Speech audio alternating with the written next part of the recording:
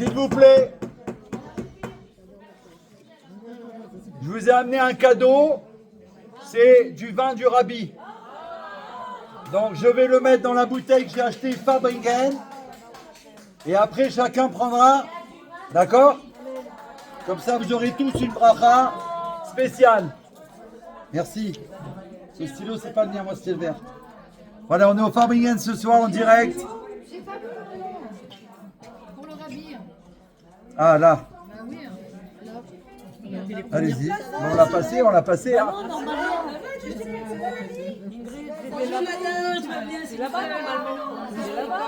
On est en direct live, les amis. On est au silence des justes avec le cours organisé par Nancy de la Géoula. Sa maman, elle est là. Plus je m'éloignais, plus je se rapprochais de moi. Ouais, c'est comme ça. Super. Je vous passe la bouteille après. Tiens, bah tiens. Tu sers la bracha à toutes les princesses de la Géoula. Là, c'est comme ça, tu reçois toute la bracha. Et comment? Avec un peu de jus. Donc le vin qu'on va venir, c'est du vin du Rabbi. Nicole, Ceux qui n'ont pas fait la bracha, ceux qui l'ont déjà fait, il n'y a pas besoin de refaire. Mais il y a la bracha du Rabbi dedans. Baruch atah Adonai, Eloheinu melech haolam boré peri agafen. demandez ce que vous voulez, hein. Bombardez, bombardez. Fait qu'il y en a pour tout le monde, attention. Attends, je fais doucement. D'abord tout le monde. Après, s'il y a du rhum. Qu'est-ce qu'il y a les verres sous ma tête?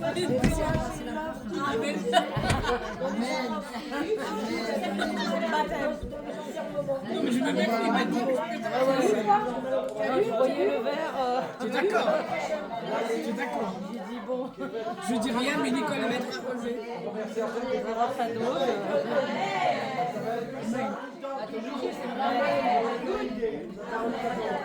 Il est doux. Vin américain. Ça s'appelle Fabringen. Ça, c'est des vins français. Ça. Oui, hein, il est très sucré. Alors, Je dirais ça, c'est des vins américains. on a une bracha pour Carole Mazal Bat Batia, Nava Bat Sarah, Beya Bat, Beya Chava Bat, Yvonne Yosefa, Chayaïta Bat, Erva Sarah, Yael Bat Mazal, Léa Bat Simcha, Tania Chaya Bat Tila, Lipa Mordechai Ben Simon, Noya Chaya Bat Mayan, Yael Bat Esther, Sarah Bat Esther, Elise Bat Perla, Sarah Bat Rachel, Nava Bat Sarah, Abigail Yafa Bat Joël, Myriam Bat Yasmine, David Ben Monique, Hana Bat Léa, Raphaël Ben Marcel, Zohar Bat Mazal Mayal, Léa Bat Alice, et Yoav et Li Aou Ben Josiane Zaha. Oui, bien sûr. Et derrière, il y a Edith Batsara. Voilà, je crois qu'on a dit tous les noms Baruch Hashem. Et tous ceux qu'on a oubliés, on les oublie pas. Donc on demande à Dieu, oui, parce que la liste elle est longue. On demande à Dieu la Géoula, Amitzit Vachlema, la délivrance pour tous les enfants d'Israël. Et que toute l'humanité aussi, qui se prépare aussi à recevoir des bénédictions grâce aux enfants d'Israël. Et bien sûr, on est là pour la libération de tous les Juifs parce qu'on est otages nous aussi. Tant que nos frères ils sont otages, on est otages. Donc Dieu il fasse que Bezrat Hashem on va entendre des merveilles. Les Chaim Belibracha. Alors on a décidé, on a une histoire que j'ai demandé. Le Rabbi demande de commencer par une histoire chassidique quand on peut. Avant un chiour, j'ai demandé à... C'est Madame Ziz, c'est ça? C'est ça? Et alors votre sœur, c'est Zeka Natania? Madame Michel Ziz. Non, Madame Ziz, qui est à Natania. Ah, c'est votre belle-sœur? D'accord. Ah, donc c'était... Ah, c'était votre frère? Le journaliste? D'accord. Oui, mais celui qui en a à Natania. Non, alors c'est... Non. Ah, d'accord. D'accord. Vous, c'est Ben 6. D'accord. Non, parce que je pensais à la famille de Natania, un ami, qui était journaliste. Ok. Alors, l'histoire vous avez sortie... Taisez-vous, le poulailler. Je pense que ça va plaire à toutes les mamans qui ont des enfants à l'école. Le Rav Yehuda Leib Groner, le secrétaire du Rabbi particulier qui est connu mondialement, qui est venu plusieurs fois à Paris et chez nous, merci. Ah, Baruch Hashem. Magnifique. On a du Rav pour celles qui arriveront. Donc, comme on le sait, le Rabbi s'opposait à l'attitude des professeurs consistant à exclure de la classe les élèves qui n'ont pas un bon comportement et à les laisser dans un couloir de l'école. Le Rabbi considérait que rien de positif ne peut résulter d'une telle exclusion. Donc ça, quand on a l'histoire du Rabbi comme ça, on l'entend, on peut la transmettre à l'école. Il ne faut pas avoir peur de dire, voilà, vous faites des choses, et le Rabbi est contre. On ne met pas un enfant dehors dans une classe, il n'y a rien de positif qui va être construit. Il expliquait qu'un élève exclu de la classe parvient à la conclusion que l'étude et l'éducation ne sont pas importantes pour son professeur, car si elles l'étaient, il ne l'aurait pas renvoyé, le privant ainsi de son enseignement. Une fois, l'une des écoles de New York a eu l'idée d'envoyer une lettre aux familles qui n'avaient pas payé la scolarité de leur enfant pour leur annoncer qu'à défaut d'un paiement de leur part, leur enfant serait exclu de leur classe. Quand le Rabbi l'a appris, il m'a dit avec douleur, « Pourquoi un enfant doit-il supporter la conséquence des difficultés financières de ses parents ? En quoi est-il responsable ?» Le Rabbi poursuivit, « L'enfant qui se trouve dans ce cas en déduira que l'argent est plus important que l'étude et l'éducation, puisque c'est à cause de lui qu'il est exclu de la classe. » Le Rabbi accordait une importance toute particulière à ce que la sensibilité d'un enfant ne soit pas froissée. Que Dieu fasse qu'on prenne l'exemple et qu'on fasse savoir aux écoles et à nos professeurs combien nos enfants, les enfants d'Hachem, ils sont précieux pour Hachem, comme on ne peut même pas imaginer. Et là, ça va tout changer avec l'aide de Dieu. Alors, je ne sais pas si vous avez entendu la semaine dernière, je vais commencer par ça parce que c'est un rapport avec vous, les femmes, celles qui amènent la Géoula. Peut-être qu'il y en a qui ont déjà entendu l'histoire, mais je le raconte pour celles qui ne l'ont pas entendu. Il y a le Rav Jacobson, c'est un grand chassid du Rabbi, et à l'époque, il était avec son frère, ils sont même, je crois, jumeaux, attachés au Rabbi donc, en tant que secrétaire il y a très longtemps. Mais là, ce sont deux chassides en Amérique qui font beaucoup de cours. Ils sont connus sur les réseaux, mais dans le monde entier, d'accord ? Et la semaine dernière, c'est passé quelque chose d'incroyable. Un des frères, il a envoyé à son frère un message qu'il a reçu par mail, qui lui disait qu'il y a un chanteur américain, juif, qui faisait un concert dans un bar américain. C'est pas un concert où il y a des milliers de personnes, mais à New York, il y a beaucoup de concerts comme ça. D'ailleurs, avec mon épouse, on avait été il y a très longtemps, on avait fait un petit pour voir comment ça se passait. Il y a très longtemps, quand on a été à New York, on n'avait pas été chez le Rabbi à cette époque-là, on ne connaissait pas encore. Alors, dans ce café, le chanteur, c'était le 12 juin, exactement, le 16 Sivan. Je ne sais pas s'il y en a qui se rappellent de cette date. Cette année, hein, le 12 juin, 16 Sivan. Rappelez-vous. Voilà. Bravo Nancy, de la Géoula. Qu'est-ce qui s'est passé?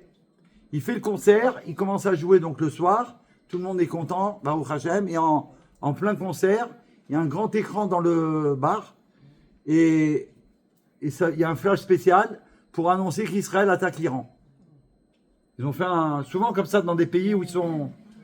Et en plus, comme l'Amérique, elle est avec Israël, donc ils sont au courant de toutes les informations pour les transmettre. Et le chanteur, il dit comme ça, en tant que juif, il a tout de suite regardé la salle, plus précisément, plus profondément, pour voir si d'après lui, il y avait des juifs. D'après lui, il n'y en avait pas. Donc qu'est-ce qu'il a fait? Il a pris son micro, tout s'est arrêté quand il y a eu ce grand flash. C'était important. Ils ont annoncé que, voilà, il y a une attaque en Iran. Ça veut dire, qui c'est qui ose attaquer l'Iran? Si l'Amérique ne le fait pas, qui c'est qui peut? Israël, Baruch Hashem. Parce que c'est Dieu qui combat pour nous, Baruch Hashem. Donc quand ils ont su ça, lui il a pris le micro, il a dit voilà, après cette annonce, je propose à chacun d'entre nous ici présents de décider de prendre et de faire une bonne action pour amener du bien par rapport à cette information, puisqu'on parle de guerre, etc. Il dit que ensuite, ils ont continué, ils ont fini le concert, chacun est rentré, Baruch Hashem, chez eux, lui il est rentré chez lui, le lendemain, donc jeudi c'était, le 12 juin c'était jeudi, le lendemain vendredi, il fait Shabbat, et le soir dans la nuit, il rêve. De qui? Du Rav Groner. C'est pour ça que j'ai pensé de faire raconter l'histoire, puisqu'on a fait une histoire avec le Rav Groner. Il voit dans son rêve quelqu'un apparaître, et il voit, hop, le Rav Groner en personne, donc il le connaît. Qui c'est qui ne connaît pas le Rav Groner? Celui qui a entendu voir, a été voir au moins une fois le Rabbi, il sait qui c'est le Rav Groner. Et le Rav Groner, il s'approche de lui, il lui dit, je suis venu te voir pour te transmettre un message du Rabbi. Ouais. Et il lui dit, le Rabbi, il est très content de ton action que tu as fait. Sache que grâce à cette action, une femme juive a décidé d'allumer les bougies de Shabbat. Et sache que la guerre qui s'est déroulée a été gagnée grâce à cette femme qui a allumé les bougies. Il a dit ça. Le monsieur, il s'est levé en transe. Après, bon, ça s'est estompé, c'est Shabbat. Vous savez comment c'est qu'un rêve, etc., etc. Le lendemain, lui, il travaille surtout avec comme beaucoup, avec son ordinateur. Il ouvre son ordinateur et il voit un message. Et ce message est le suivant. Monsieur le chanteur, je ne sais pas son nom. C'est pas un chanteur connu, en tout cas nous, hein. En Amérique certainement, mais monsieur le chanteur, j'ai mis beaucoup de temps pour trouver votre mail. Sachez que j'étais jeudi à votre concert quand vous avez demandé de faire une bonne action. J'ai décidé d'allumer les bougies de Shabbat grâce à vous. Ça faisait 50 ans que je n'avais pas allumé les Nérot de Shabbat. Voilà. Je pense que là, on a compris l'importance quand vous allumez les Nérot de Shabbat. C'est pas Stam, on allume. Depuis le 7 octobre, on ne peut plus les allumer comme avant. C'est-à-dire en dernière seconde. J'ai pas le temps, j'ai oublié de mettre la zdaka, j'ai pas mis mes pièces, je suis en balagan. C'est tellement important que ça doit être un moment particulier, unique. Vraiment. Voilà. Vous comprenez combien, même si on allume déjà, on doit rajouter, voilà cette femme, cette action, elle a permis que, Baruch Hashem, 200 avions, ils ont eu la bracha grâce à elle, parce qu'elle a décidé d'allumer les bougies. Vous savez que le Rabbi, en 1991, je l'ai déjà raconté, je crois, le mois dernier, mais c'est important, il y a des nouvelles. Le Rabbi, en 1991, il y a une compagnie qui est passée devant lui de la chaîne CNN, la grande télévision américaine. Ils sont passés devant le Rabbi pour demander au Rabbi un message. Rabbi, avez-vous un transmettre à l'humanité concernant la vue de Mashiach? Donc ils ont osé, c'est balèze, hein. C'est des non-juifs. Ils viennent devant le Rabbi, demandent au Rabbi est-ce qu'il veut bien transmettre un message pour l'humanité à propos de Mashiach. Le Rabbi leur a dit que la venue de Mashiach a été annoncée dans tous les journaux du monde entier, mais qu'ils pouvaient continuer à le faire. Ça, c'est la première des choses qu'il leur a dit. Et ensuite, ils ont insisté, ils ont dit, Rabbi, un message pour l'humanité. Et le Rabbi, il a dit, il faut faire des actions de bonté et de gentillesse. Goodness and kindness. Ce monsieur, il a certainement entendu le message du Rabbi. Et ça, moi, ça m'a marqué en 91. J'ai dit, comment le Rabbi, il s'adresse à l'humanité, s'il leur a transmis ça, c'est le Rabbi, ça veut dire il sait exactement tout. Il aurait pu très bien leur dire de faire les 7 lois de Noé, puisque le Rabbi, dans tellement de lettres, dans tellement d'occasions, il a demandé aux non-juifs de faire les 7 lois de Noé. Mais là, il leur demande de faire une action de bonté, de gentillesse, et il a dit précisément aux journalistes, vous pouvez voir la vidéo et sur YouTube, que ça, immédiatement, le Mashiach sera là. Donc nous, qu'est-ce qu'on doit faire? C'est sans arrêt des actions de bonté, de gentillesse rajoutées, jusqu'à qu'on obtienne la Géoula. On ne sait pas si c'est un enfant, si c'est une mamie, un papy, qui c'est qui va la faire? Grâce à nous, en tout cas au peuple juif, quelqu'un il va amener cette action, et en un instant, on sera dans la Géoula. Le Rabbi a rappelé ça, une chose très importante, que nous, on doit se rappeler. Dieu, il est puissant, puisqu'il est Dieu. Seul Dieu, il est comme lui. Ça veut dire qu'il n'y a que lui qui est comme ça. Ça veut dire qu'en un instant, il peut être là. Hachem, en un instant, il nous amène la Géoula. Il ne faut pas voir le matzav, la situation du monde telle qu'elle est. Il faut voir que comme le Rabbi a fait savoir que le monde est prêt, the world is ready, le Rabbi a dit. Le monde est prêt pour la Géoula, grâce à Dieu. Il a transformé le monde entier, le Rabbi, sur toute la planète. Il a fait passer le message de Mashiach, les Chassidim Chabad qui vont sauver tous les enfants d'Israël, les aimer avec amour le plus grand, s'occuper des non-juifs sur toute la terre. Il n'y a que le Rabbi qui a fait ça dans l'histoire du monde. Personne n'a fait ça auparavant d'une manière grandiose. Il y en a qui ont fait ça à l'époque, mais comme le Rabbi l'a fait, ça n'existe pas. Baruch Hashem, préparer toutes les nations, les présidents des États-Unis.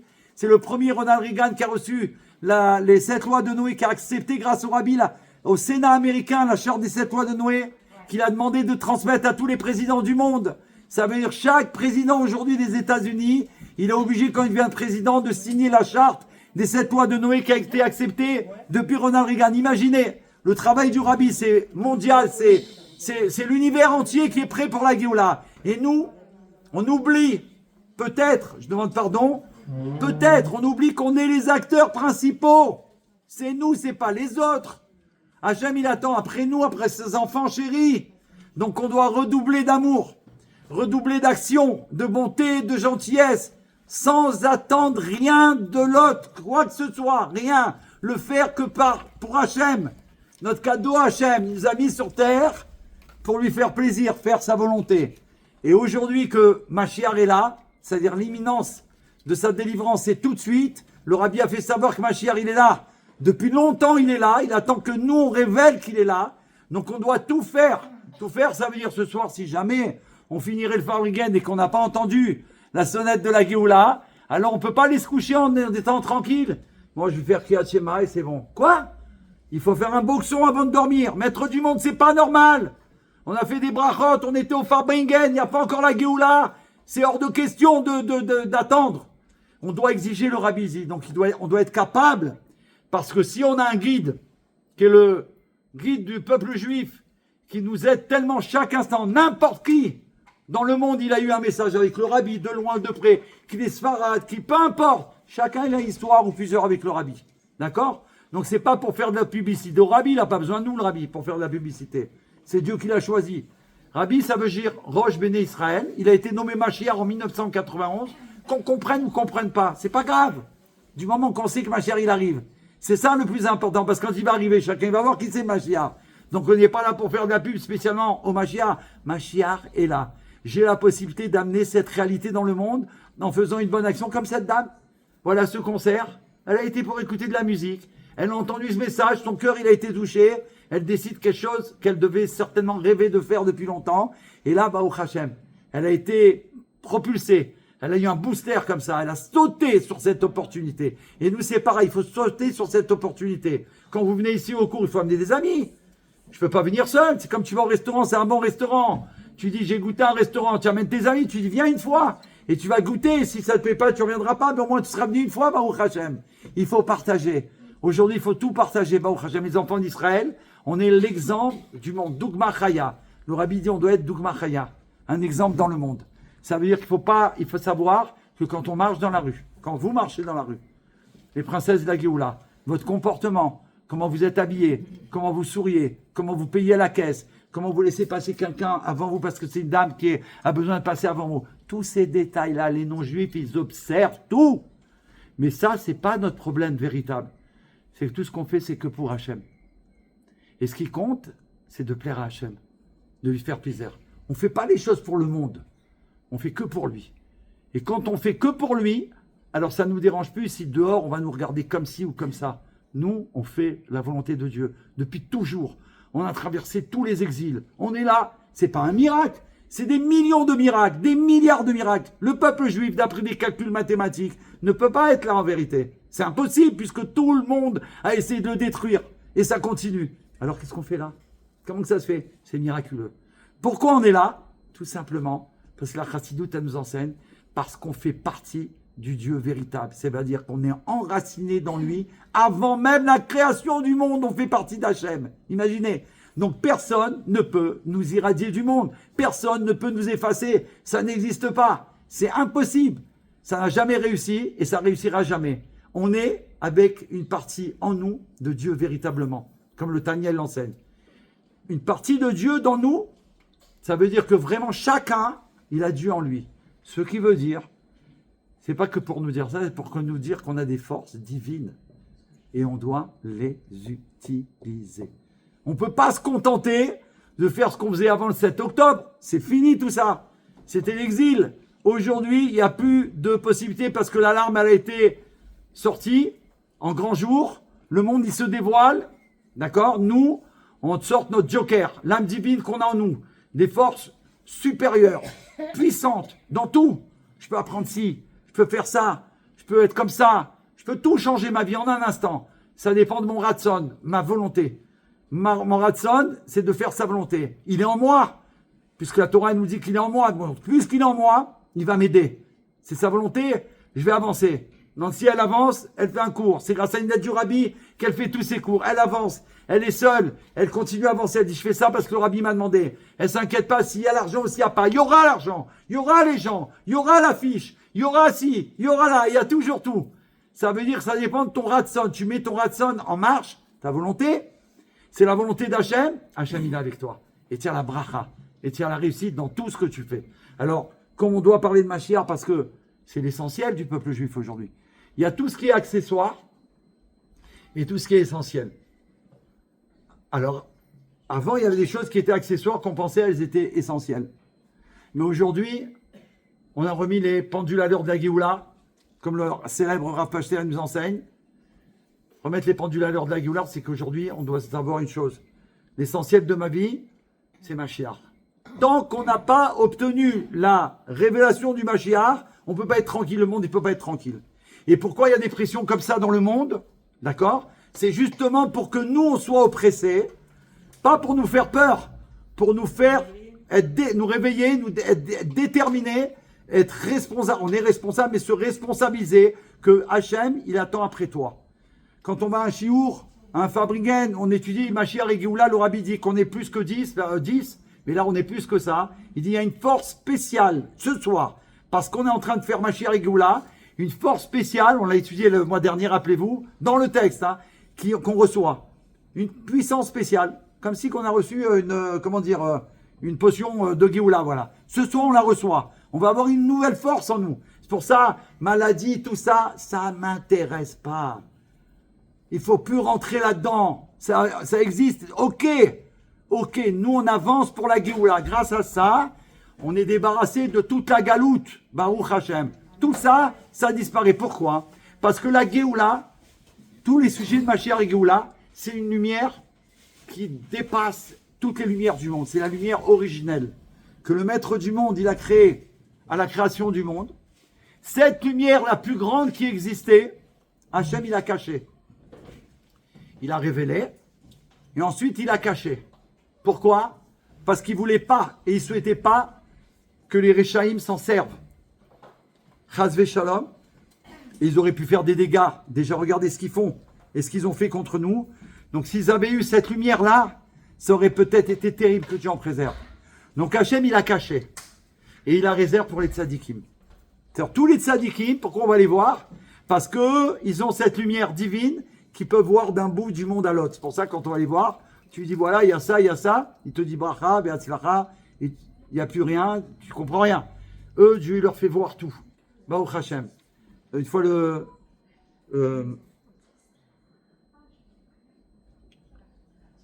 y a quelqu'un qui est venu demander au Rabbi une bracha parce que son enfant était, que Dieu en préserve, d'après les docteurs, il a éclaté en pleurs devant le Rabbi. Et le Rabbi, il a dit au Rabbi que les médecins, ils ont trouvé la maladie, que Dieu en préserve. Il y a un écran où je filme en direct et un où je filme parce qu'après je le transmets sur une deuxième chaîne. Comme ça, le fabricant, il est... Voilà, pour la Géoula. Et je filme pas trop les femmes parce que c'est pas très bien. Sinon, sinon ça aurait été avec plaisir. Donc vous êtes gardés secrètes pour Akadosh Baruch Hu uniquement. Et pour... Voilà. Donc, il demande au Rabbi une bracha, il éclate en pleurs, il dit, mon enfant, les docteurs, ils ont trouvé... Le Rabbi lui répond, lui donne $1. $1 pour son enfant, il lui dit, ce que les docteurs ils ont trouvé, ils vont le perdre. Tu crois, c'est quoi? On est dans un film, c'est quoi? Baruch Hashem, quand il est retourné à l'hôpital, il n'a pas compris en sortant, il était en panique, il pleurait, il avait le dollar dans la main, mais il était complètement affolé, il arrive à l'hôpital, il raconte que quand il est arrivé pour voir son enfant, il y avait plusieurs docteurs autour de son enfant. Et quand il les a vus manipuler les radios et tous les trucs qu'il regardait, il a eu une panique. Il s'est dit, ça y est, mon fils, il est que Dieu en préserve. Donc il a poussé un cri dans la chambre. Il a dit, qu'est-ce que vous faites à mon fils? Dites-moi la vérité. Non, non, monsieur, ne paniquez pas. Non, non. Il dit, mais qu'est-ce que vous faites? Il y avait tous les docteurs, ils ont appelé tous les docteurs pour venir. Alors ils ont dit, voilà, on est en train de revoir toutes les radios. Parce que vous voyez, monsieur, là, même si vous n'êtes pas docteur, vous voyez cette chose-là, eh ben, on l'a perdue. On n'arrive plus à la retrouver. On l'a perdue. Donc, on a appelé tous les docteurs pour savoir si vraiment on l'a perdue ou si on est devenu... Et donc, c'est ce que le rabbi a dit, ils vont la perdre. Et l'enfant, il a été guéri. Donc, ça, c'est la lumière originelle que Dieu, il accorde aux tzadikim pour qu'ils voient d'un bout du monde à l'autre. Cette lumière, elle est là aussi à Hanouka. Hanouka, c'est cette lumière-là qui est là pour le peuple juif. C'est pour ça que c'est important d'allumer chez nous et à l'extérieur. On éclaire le monde avec la lumière de Hanouka. C'est incroyable. Alors, Mashiach et Géoula, parce qu'on a démarré un sujet déjà il y a un mois, et là on va faire la suite, parce que c'est important de rentrer dans l'étude vraiment, pas simplement de dire des belles choses. Là je sais que c'était joli, c'était sympathique, Baruch Hashem, même moi ça me plaît, Baruch Hashem, mais le Ikar c'est de rentrer dans l'étude. Donc là on a un document extraordinaire, qui a été fait par une équipe, je l'ai dit la dernière fois, aux États-Unis, les plus grands rabbanim qui ont travaillé ensemble, Baruch Hashem, qu'ils soient bénis d'avoir fait cette étude en l'honneur de l'anniversaire du Rabbi. Ils ont fait ça pour la Géoula. Ils ont travaillé sur le Rambam, sur les lois du Rambam qui concernent l'identité du Mashiach. Et ils ont développé les réponses à travers les enseignements du Rabbi. Et là, on va voir que c'est complètement différent de tout ce qu'on a appris. Les femmes, on pourrait dire, bon, est-ce que c'est bien qu'elles étudient en profondeur? Justement, le Rabbi dit, Dafka, justement, les femmes, elles doivent étudier en profondeur. Plus que ça, comme on l'avait dit aussi la dernière fois, parce que c'est les femmes, c'est sûr et certain, comme c'est elles qui amènent la Géoula, donc elles feront tout pour amener la Géoula quand elles sauront exactement ce que la Torah dit. Donc voilà, je vous propose la 4e leçon, c'est désirer ardemment la venue du Mashiach. Je crois qu'aujourd'hui, on est tous à désirer le roi Mashiach, mais on va le voir dans l'étude. Et le Rav Ginsburg Amalar, le grand élève du Rabbi Melech HaMashiach, il a dévoilé que le désir qu'on a, je ne vais pas dire l'angoisse, mais quelque chose qui se rapproche de ça sans que ce soit une angoisse. L'attente tellement longue qu'on a, et ce désir de la venue de Mashiach qui nous rend, on n'en peut plus, et il dit qu'il faut savoir que c'est positif. Parce que ça déclenche la Géoula, de montrer à Hachem qu'on n'en peut plus vraiment. Il dit que ça, on pourrait croire, mais c'est pas bien. Non, au contraire, il dit, c'est positif. Ça amène la délivrance dans le monde. Donc, je partage ça avec vous, pour que justement, on montre à Dieu comment on est impatient, on n'en peut plus. Pas simplement pour nous, pas simplement pour tout ce qui se passe. Parce que la première des choses, c'est que la Géoula, elle est pour libérer Akadosh Baruch Hu de l'exil. C'est lui le premier qui doit être libéré. À cause de nous, il est, si on peut dire, emprisonné. Et nous, en le libérant, automatiquement, il nous libère. Hachem, il attend que nous, on le libère. Tout est prêt pour la Géoula. Il attend qu'on le libère par nos actions. On les a faites déjà. Peut-être qu'il en reste une à faire, on ne sait pas. Un sourire à quelqu'un, une petite pièce encore, un non-juif. Toute l'humanité, elle est concernée par la Géoula, attention. Maintenant, c'est plus comme avant. Avant, il fallait faire attention. On ne pouvait pas transmettre, par exemple, toute la Torah aux non-juifs. Il n'y avait que la Torah qui concernait les lois des non-juifs. Et sur ça, ils pouvaient étudier, mais pas le reste. Ils pouvaient être Chayav Mita. Aujourd'hui, c'est fini. Le Rav Ginsburg, il a fait savoir que maintenant est arrivé le temps de transmettre toute la Torah aux nations du monde. Pas pour qu'elles deviennent juifs, bien qu'il y en a plein qui vont devenir juifs, mais pour qu'ils sachent la vérité, que la Torah, c'est le plus grand diamant de l'histoire du monde, qu'il n'y a pas plus élevé que ça, qu'ils vont adhérer, aider le peuple juif et aimer le peuple juif quand ils vont découvrir ce joyau. Ça fait déjà 3 ans qu'on a commencé avec Rav Ginsburg. Vous ne pouvez pas savoir les blés noirs, les non-juifs qui arrivent, ça veut dire leur approche envers nous, leur amour qu'ils ont pour nous, il est complètement incroyable, stupéfiant. Donc que Dieu soit béni et que tout de suite on va vivre la Géoula ensemble. Ok? L'Echaim, l'Echaim. Bah oui, il faut amener tout ce que tu as. Il faut sortir toutes les munitions. Si on étudie les enseignements du Rabbi et qu'on écoute, je crois que j'ai un. Attends. Hein? J'en ai amené un. Parce que je me suis rappelé. Je n'en avais pas l'autre fois. Attends. Ouais, je crois. Bonsoir à tout le monde. Je suis désolé de ne pas pouvoir. Parce que là, il y a du people ici. Grâce à Dieu, ils sont en attente de la Géoula.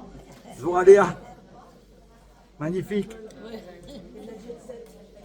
Il y a la jet set privée du Rabbi ici. Attention, attention, organisée par Nancy. Avec sa maman, Baruch Hashem. C'est la bracha. Comment? Sibel qui. Mazal Tov. Mazal Tov pour le Lia. Le gâteau. Attends, je trouve ça. Alors.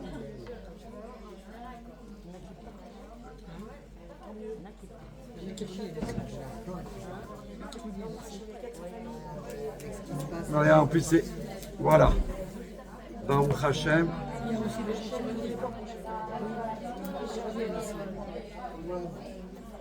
Donc il y a un message. Voilà, Baruch Hashem. Nancy. Je la pose là. Voilà. Tiens, tu peux l'attraper, pardon. Merci. Voilà.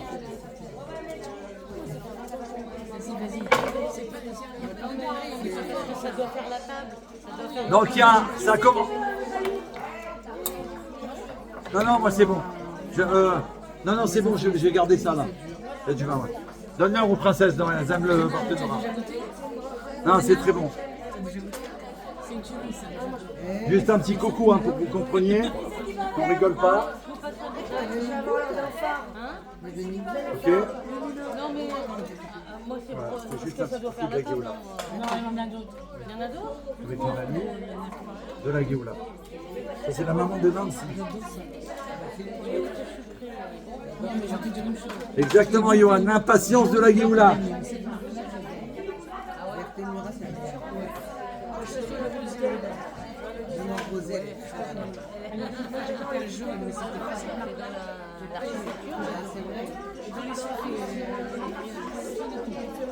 On va commencer très fort par un message de Moshe Rabbeinu. Je pense qu'on peut manger le gâteau en silence, si c'est possible, ou ce qui va arriver. C'est important qu'on écoute, s'il vous plaît. Quand Moshe Rabbeinu, il a vu les Juifs souffrir en exil, Moshe Rabbeinu, il demanda à Hachem, pourquoi tu fais du mal à ce peuple? C'est rapporté dans Shemot. Imaginez Moshe, le plus grand défenseur du peuple juif, qui a donné sa vie pour nous. Moshe savait que ses ancêtres acceptaient leur sort en silence. Mais il se plaignit néanmoins à Hachem. Hachem insista pour que cela soit transcrit dans la Torah. C'est Hachem qui a demandé qu'on écrive ça dans la Torah, que Moshe, il s'est plaint de la souffrance des enfants d'Israël. Pourquoi il a fait que ce soit transcrit? Le Rabbi pose cette question. Pourquoi? Pour que nous, on sache qu'on doit exiger la fin de l'exil. De la même manière que Moshe. De la même manière que Moshe. Attends, je vais faire comme ça. De la même manière que Moshe, il s'est plaint à Hachem de la souffrance des enfants d'Israël. Dieu lui a demandé de transcrire ça dans la Torah. Pourquoi? Pour que nous, on sache, dans notre génération et toutes les autres générations, que nous, on doit dire à Hachem, stop, ça suffit la galoute. On exige la Géoula. On ne peut plus rester comme ça. C'est Hachem, il attend ça. Il attend que le peuple juif, il demande sincèrement, véritablement la Géoula. Il attend ça. Nous, on croit qu'il attend autre chose. Non, il attend ça. Torah, mitzvot, tout ce qu'on a fait. Bien sûr qu'on continue à le faire. Mais ce qu'Hachem, il attend le plus, c'est qu'on réclame la Géoula. qu'on désire qu'il n'y ait plus de souffrance pour le peuple juif. Que ça suffit. On doit exiger la fin de l'exil. Et de plus, cette demande insistante n'affecte pas notre foi en Hachem. C'est pas pour ça que, au contraire, si on dit ça à Hachem, c'est qu'on a foi totale en lui, puisqu'on s'adresse à lui. On dit Hachem, arrête, stop. On n'exige plus de souffrance pour le Ham Israël. Et qu'on ait la Géoula, ce que tu nous as toujours promis. Et au contraire, on continue à vouloir le servir encore plus qu'avant et encore mieux qu'avant. On continue. D'ailleurs, on n'a jamais arrêté. Avec tout ce qui s'est passé. Alors quand il était tout petit, le rabbi, quand il est rentré à l'école, ou même encore avant cela, il a dit que c'est rapporté que l'image de la délivrance future, de la libération du peuple d'Israël, de ce dernier exil, a commencé à prendre forme dans mon esprit. Tout petit, le rabbi déjà, il voyait la préparation de la Géoula, la fin de l'exil. Imaginez, il est depuis toujours branché Géoula, le rabbi. C'est-à-dire que le Mashiach, il est depuis toujours Mashiach. Maintenant, ça va se dévoiler au moment où il faut. Moshe Rabbeinu, il a été le libérateur du peuple juif, vous savez à quel âge? 80 ans. Ça veut dire tout le temps avant, il ne savait pas. Donc il a su un moment. Et donc cette délivrance qui se produira, le rabbi l'a imaginé comme ça petit, de telle façon qu'elle permettra de comprendre toutes les souffrances endurées pendant l'exil. Imaginez ce que le rabbi l'a déjà envisagé. Qu'à ce moment-là de la Géoula, on va pouvoir comprendre toutes les souffrances qu'on a eues. Aujourd'hui, c'est impossible de comprendre. Tout ce qu'on nous a fait le 7 octobre, de comprendre que c'est que du bien, mamache, c'est pas possible d'envisager ça. Au moment de la Géoula Amitit Bashlema, tous les Juifs vont comprendre le pourquoi de ces souffrances incroyables. Et les persécutions et les exterminations qu'il y a eu.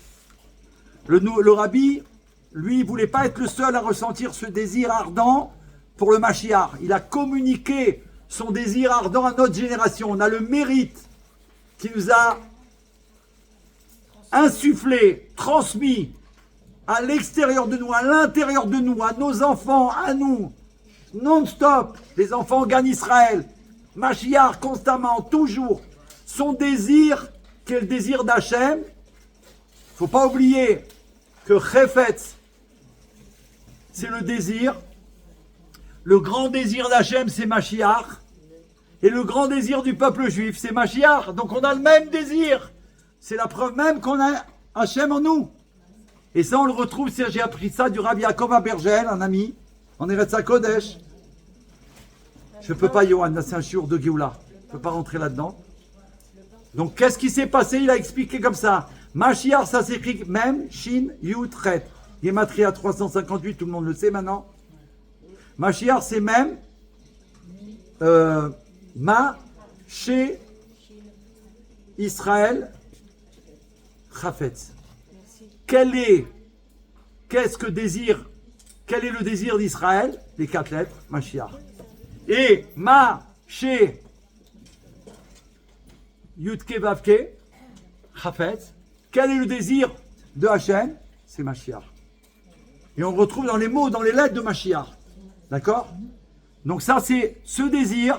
C'est pour ça que nous, on doit communiquer à tout le monde. Aujourd'hui, on est dans le monde du partage. Il faut partager. On appuie sur un bouton, c'est facile. Avant, il fallait faire tellement de choses. Aujourd'hui, tu appuies sur un bouton, tu as transmis à des milliers de personnes. Donc il faut agir. Le Mashiach, il nous a convaincus de l'imminence de la délivrance pour notre génération. On ne peut plus attendre. Il n'y a personne qui va attendre même pas une seconde de plus. Pas simplement pour moi être délivré. Pour que tout le peuple juif soit délivré.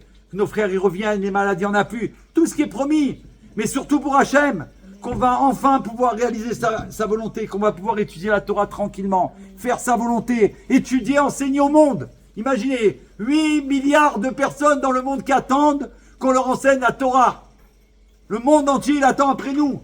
On ne parle pas de ce qui est le contraire du bien. D'accord? Ceux-là, ils vont disparaître à jamais. Ça, c'est certain, il n'y a pas de question là-dessus. On parle des autres qui se sont fait avoir, qu'on leur a menti, qui sont tombés dans des pièges. Ils croyaient que c'était la vérité, ce qu'on leur enseignait. Tous ceux-là, ils vont faire tchouva grâce à Mashiach.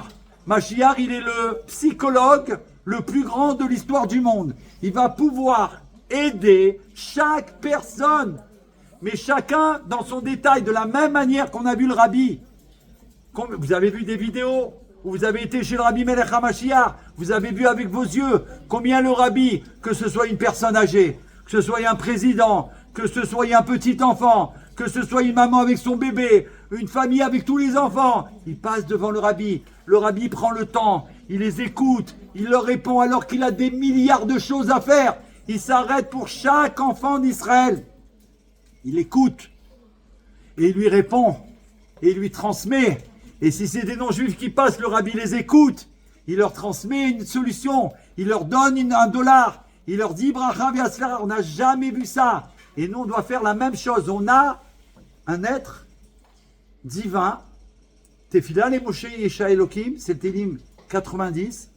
Il est homme et il est divinité en même temps. Le Rav Ginsburg a expliqué ça quand il est venu à Paris.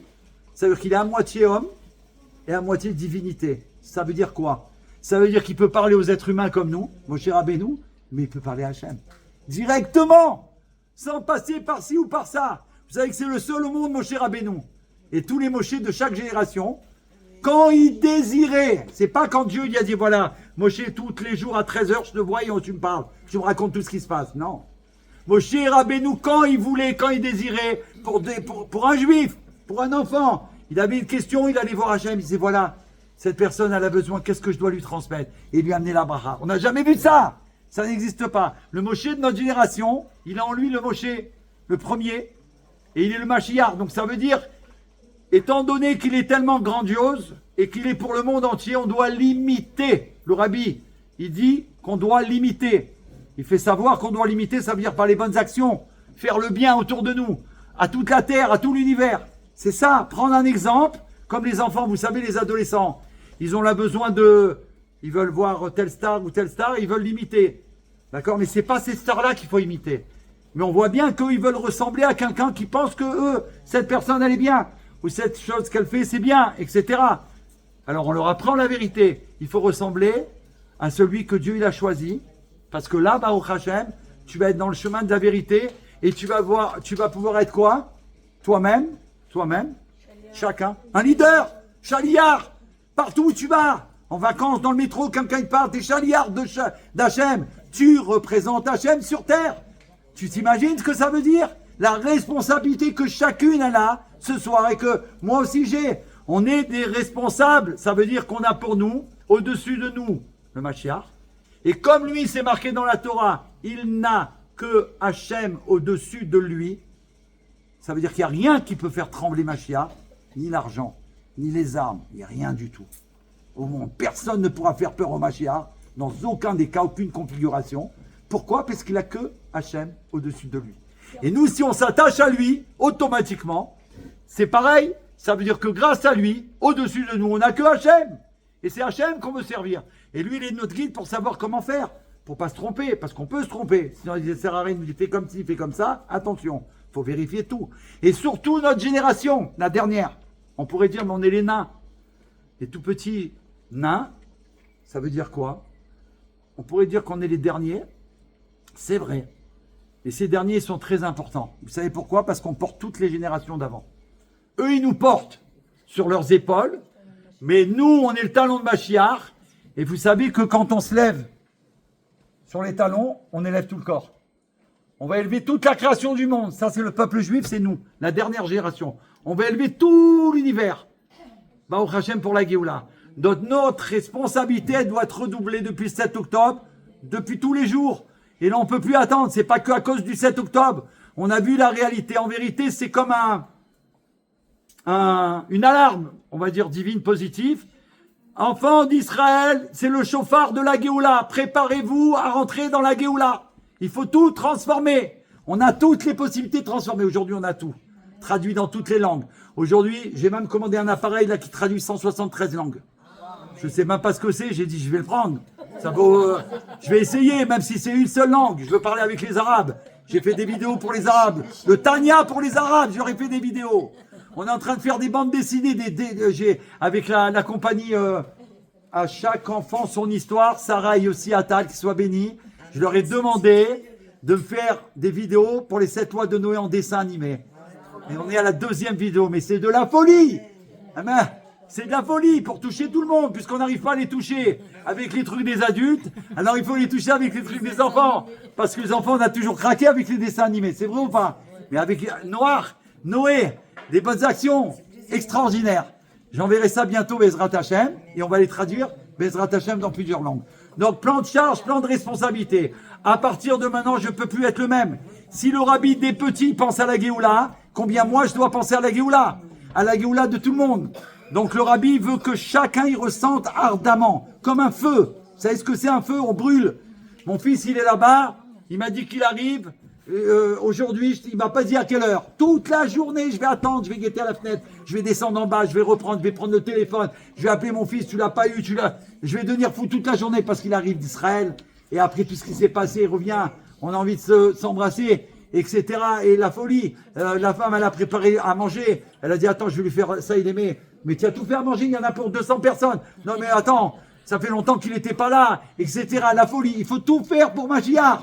Préparer la maison, préparer la rue, préparer tous les endroits. Partout, il faut qu'il y ait Mashiach. Il faut qu'il y ait un vire de Mashiach. Et comme ça, même les non-juifs vont vouloir Mashiach. Parce que même eux, ils vont vouloir Mashiach. Vous voyez pas ce que leur monde, il leur propose? Il leur propose le contraire de la vie. Ça veut dire qu'ils naissent, ils ont envie de partir du monde. À la naissance, tellement que c'est grave. Que Dieu en préserve. Donc, le rabbi nous a transmis cette bracha. Il a commencé à plaider. Puis, il a exigé d'Hachem la venue du Mashiach. Au fil du temps, le rabbi n'a pas simplement exprimé son souhait profond, mais il a commencé à exiger la Géoula. En réalité, le rabbi n'a eu de cesse d'enseigner et d'encourager les autres à prier et même à exiger à Dieu. Avant le rabbi qui a annoncé ça, personne n'a osé dire « On exige la Géoula !» Personne, on avait tous peur. Personne. Aucun rabbin nous a permis de faire ça. Vous ne pouvez pas faire ça. Le rabbi de notre génération, qui sait dans quel état le monde il est, c'est-à-dire qu'il est prêt pour la Géoula, il nous dit que puisque maintenant on est arrivé au bout, on doit exiger la Géoula. C'est une promesse que Dieu a fait au peuple juif. C'est une promesse que Dieu il a fait, Baruch Hashem, qu'il soit béni, à Rachel Imenu. Rachel, notre mère, elle est partie, elle n'est pas avec son mari, elle n'est pas dans la Marpella, pour tout ça, pour prier pour les enfants d'Israël depuis toujours. Imaginez depuis combien de temps elle est là-bas, combien ils ont été priés. Vous avez certainement été en Israël, chez Rachel Imenu. Ceux qui ont été, c'est impératif d'aller là-bas, on ressent. Combien de miracles il y a eu avec elle dans les guerres, qu'ils ont vu Rachel Imenu la sauver. Rachel Imenu, elle a obtenu d'Hachem qu'il soit béni. C'est rapporté dans la Torah. Les grands tzadikim, ils n'ont pas obtenu gain de cause pour obtenir la délivrance. Mais quand Rachel Imenu, elle a demandé à Kadosh Baruch Hu qu'elle était là pour obtenir la violence, Dieu lui a dit, par rapport au Messirut Nefesh qu'elle a fait avec sa sœur, qu'Hachem, il lui a accordé l'obtention que grâce à elle, il va envoyer la Géoula Mitzvah Shlema. Parce qu'elle a laissé la place à sa sœur, pas que ça. Parce qu'elle a eu, elle n'a pas voulu un instant que sa sœur, elle ait de la peine. De la peine. Elle n'a pas parlé du reste. Tu t'imagines ce que c'est, combien on doit faire attention de ne pas faire de la peine à quelqu'un, des fois on dit des mots, des trucs. Et après, comment tu veux rattraper la chose? C'est terrible. Il n'y a que Dieu qui peut rattraper une chose. Mais nous, on ne peut pas. Donc il faut faire attention avant de sortir quelque chose. Il faut faire attention. Pourquoi? Parce que justement, on est la génération de la Géoula. Et on doit faire tout à la perfection. On pourrait dire, mais attends, on ne connaît pas. Alors c'est faux. C'est faux. Pourquoi? Parce qu'en vérité, on est la génération de la connaissance. Nous, on a été nommés, grâce au Hari Akadosh, au Harizal, que la dernière génération sera la réincarnation de celle qui était avec Moshe Rabbeinu. Ça veut dire derrière nos visages, vos visages et le mien pour les garçons, on était tous avec Moshe Rabbeinu, Myriam, Aaron. Imaginez, on était là-bas en Égypte. On est sortis d'Égypte. On a vu les miracles, on a vu les merveilles, on connaissait toute la Torah. Moshe nous a enseigné la Torah. Bouche à bouche avec Hachem, il a entendu, il a transmis à Aaron. Après Aaron, il a transmis à ses enfants. Après ses enfants, il a transmis aux chefs de tribu. Et après, il a transmis aux enfants d'Israël. Chaque commandement, Moshe, il a fait ça. Et après, il sortait, il enseignait avec Hachem le deuxième autre commandement. Il recommençait, il appelait Aaron. Il enseignait à Aaron. Deuxième commandement. Après, à ses enfants. Et chacun, il avait une place déterminée, toujours la même. Après, aux chefs des tribus. Après Israël, ça veut dire qu'Aaron, il entendait à chaque fois 4 fois de la bouche de Moshe Rabbeinu ce qu'il a reçu de la Torah de Dieu. Tu t'imagines ce que c'est? Qui c'est Aaron, le frère de Moshe? Le Kohen Gadol, le premier. L'amour qu'il a pour Israël, on peut comprendre que c'est lui qui a été choisi. L'amour, il n'y a pas comme Aaron pour l'amour qu'il a pour chaque juif. Et nous, on doit ressembler dans nos actions, dans nos pensées, dans nos paroles, à Aaron à Kohen. Et c'est important, la Chassidoute, elle nous enseigne, pensée, parole et action en harmonie. T'as envie de dire non? Alors pourquoi tu as dit oui? Ton cœur, il veut dire non, et toi, parce que tu es intimidé, tu lui dis oui, d'accord, je veux bien y aller. Non, ça marche pas. Tu peux pas déclencher la Géoula. Tu peux faire une mitzvah, et tu déclencheras pas la Géoula. Pour déclencher la Géoula, il faut être entier avec Hachem et avec soi-même, parce qu'on a une parcelle d'Hachem en nous. Tu veux y aller, dis-le de tout ton cœur. Tu veux le faire, fais-le. Pensée, parole et action. Pour ça, il ne faut pas se précipiter. Il faut analyser un instant. Anoré Atalnolad, qui c'est qui est sage, c'est celui qui voit à l'avance ce qui va être dévoilé plus tard. D'accord? Ça veut dire son action, s'il dit telle parole, ou s'il fait telle chose, il sait à l'avance qu'est-ce que ça va amener là-bas. Le rabbi, c'est ce qu'il a fait avec nous. Il sait qu'en envoyant des émissaires, il va conquérir le monde. Pas avec des armes, avec des mitzvot, avec des actions de bonté, avec des nérot de Shabbat, avec des sourires, avec des tfilines. La folie, ça veut dire qu'il a transformé le monde. Ça, c'est incroyable. Une fois, il y a une petite fille. Il y a une petite fille que le rabbi, cette histoire, elle est rapportée. Peut-être que je l'ai là. Attendez, si je l'ai là, c'est un cadeau d'Hachem. Peut-être. Minashamaim. Voilà. Oh, merci Hachem. Alors, Ruth Cohen de Pennsylvanie raconte. Vous imaginez, je l'ai fait mettre dans le feuillet pour les non-juifs. Pour qu'ils sachent qui c'est le Mashiach. La vision de Mystère Menachem. Ruth Cohen de Pennsylvanie raconte. Lorsque j'étais petite, j'habitais la rue Présidente dans le quartier de Crown Heights. Vous savez ce que c'est? C'est la rue du Rabbi. D'ailleurs, aujourd'hui, elle ne s'appelle plus Présidente seulement. Elle s'appelle Street Rabbi Schneerson. Voilà. Incroyable ou pas? Ça, c'est unique. C'est les Américains qui ont décidé. Hein. C'est pas une pression des Juifs. Hein. C'est eux-mêmes. Oui, c'est un truc de fou. C'est extraordinaire. C'est ça, Mashiach. C'est que tellement que c'est fort, le monde y reconnaît et il dévoile la vérité. Alors, elle habitait à President Street, dans le quartier de Crown Heights. Chaque matin, écoutez cette merveille, c'est une perle précieuse. Chaque matin, alors que j'attendais le car de transport qui me conduisait vers mon école, je voyais un juif qui passait un religieux d'apparence noble. Je dirais même royal. Petit enfant. Hein. Il tenait toujours dans sa main un paquet bien enveloppé. Et il me souriait toujours en me saluant. Je lui ai demandé son nom. Il me dit, tu peux m'appeler Mr. Menachem. L'une de mes passions était celle des livres. Voir des livres, lire des livres. Un jour, je lui racontais à Mr. Menachem, avec entrain, l'une de mes lectures. C'était un livre de fiction. L'histoire d'un scientifique dont le rêve le plus fou était de fonder des bases dans le monde entier et ainsi de rendre le monde parfait. Regardez cet enfant, ce qu'elle a dit au rabbi. Mr. Menachem a souri et a dit « Moi aussi, j'ai un projet qui ressemble à cela, de fonder une infrastructure mondiale qui transformera le monde pour le bien et qui portera le monde vers la perfection. Cette infrastructure que je monterai avec l'aide de Dieu changera le monde. Les nations aideront les Juifs. » Vous entendez? Il y a des années que le rabbi a dit ça. Ils feront le bien et le bon, et par cela, ils amèneront le monde à sa perfection. J'étais émerveillé, la petite fille, par la simplicité avec laquelle il avait exprimé sa vision. Je lui demandais alors, comment arrive-t-on à un tel monde? De nouveau, il me répondit avec simplicité que tout cela viendra par le fait que les Juifs et les non-Juifs accompliront les commandements divins. Quoi? Les non-Juifs feront les mitzvot? M'étonnais-je? Il me répondit que les nations accompliront les 7 commandements des enfants de Noé. Ce fut là notre dernière rencontre. Je finis ou je continue?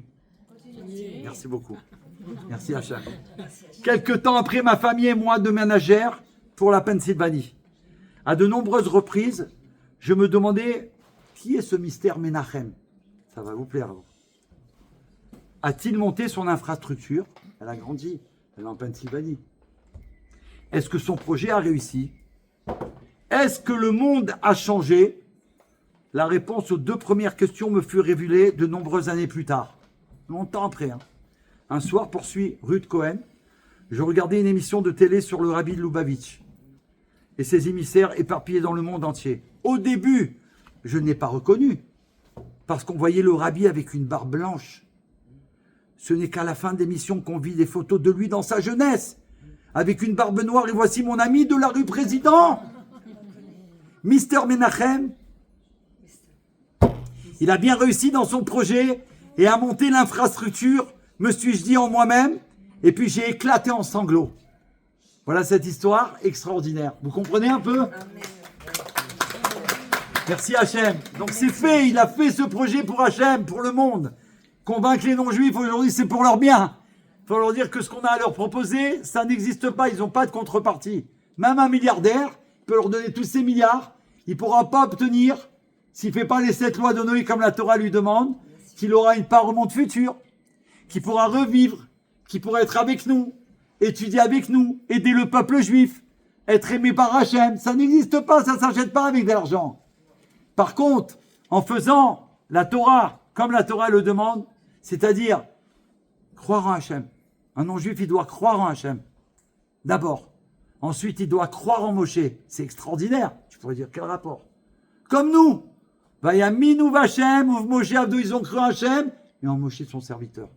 Et eux, c'est pareil. Pourquoi? Parce que c'est au mont Sinaï qu'ils ont reçu les 7 lois de Noé. Une nouvelle fois. Ils les ont eu avant. Les 6 premiers commandements par Adam. La 7e par Noach. Mais après, il a redonné les 7 lois de Noé au mont Sinaï. À Moshe Rabbeinu. Ça veut dire quoi? Que nous sommes détenteurs de transmettre à toute l'humanité ces 7 commandements que Dieu a ordonnés à Moshe Rabbeinu sur le mont Sinaï. Ça veut dire, quand on dit que le peuple juif, il est élu, c'est pas élu, c'est choisi d'Hachem. Et Dieu, il y a transmis ce cadeau merveilleux parce qu'on a accepté sa Torah, parce qu'Abraham Avinu, le premier, il a reconnu Hachem depuis tellement longtemps qu'on a mérité ce cadeau et on est détenteur du plus grand cadeau mondial, toute l'humanité entière, de lui transmettre la vérité pour qu'il serve Hachem et qu'il va être aimé. Il est aimé par Hachem, mais il va être encore plus que ça puisqu'il va enfin faire sa véritable volonté.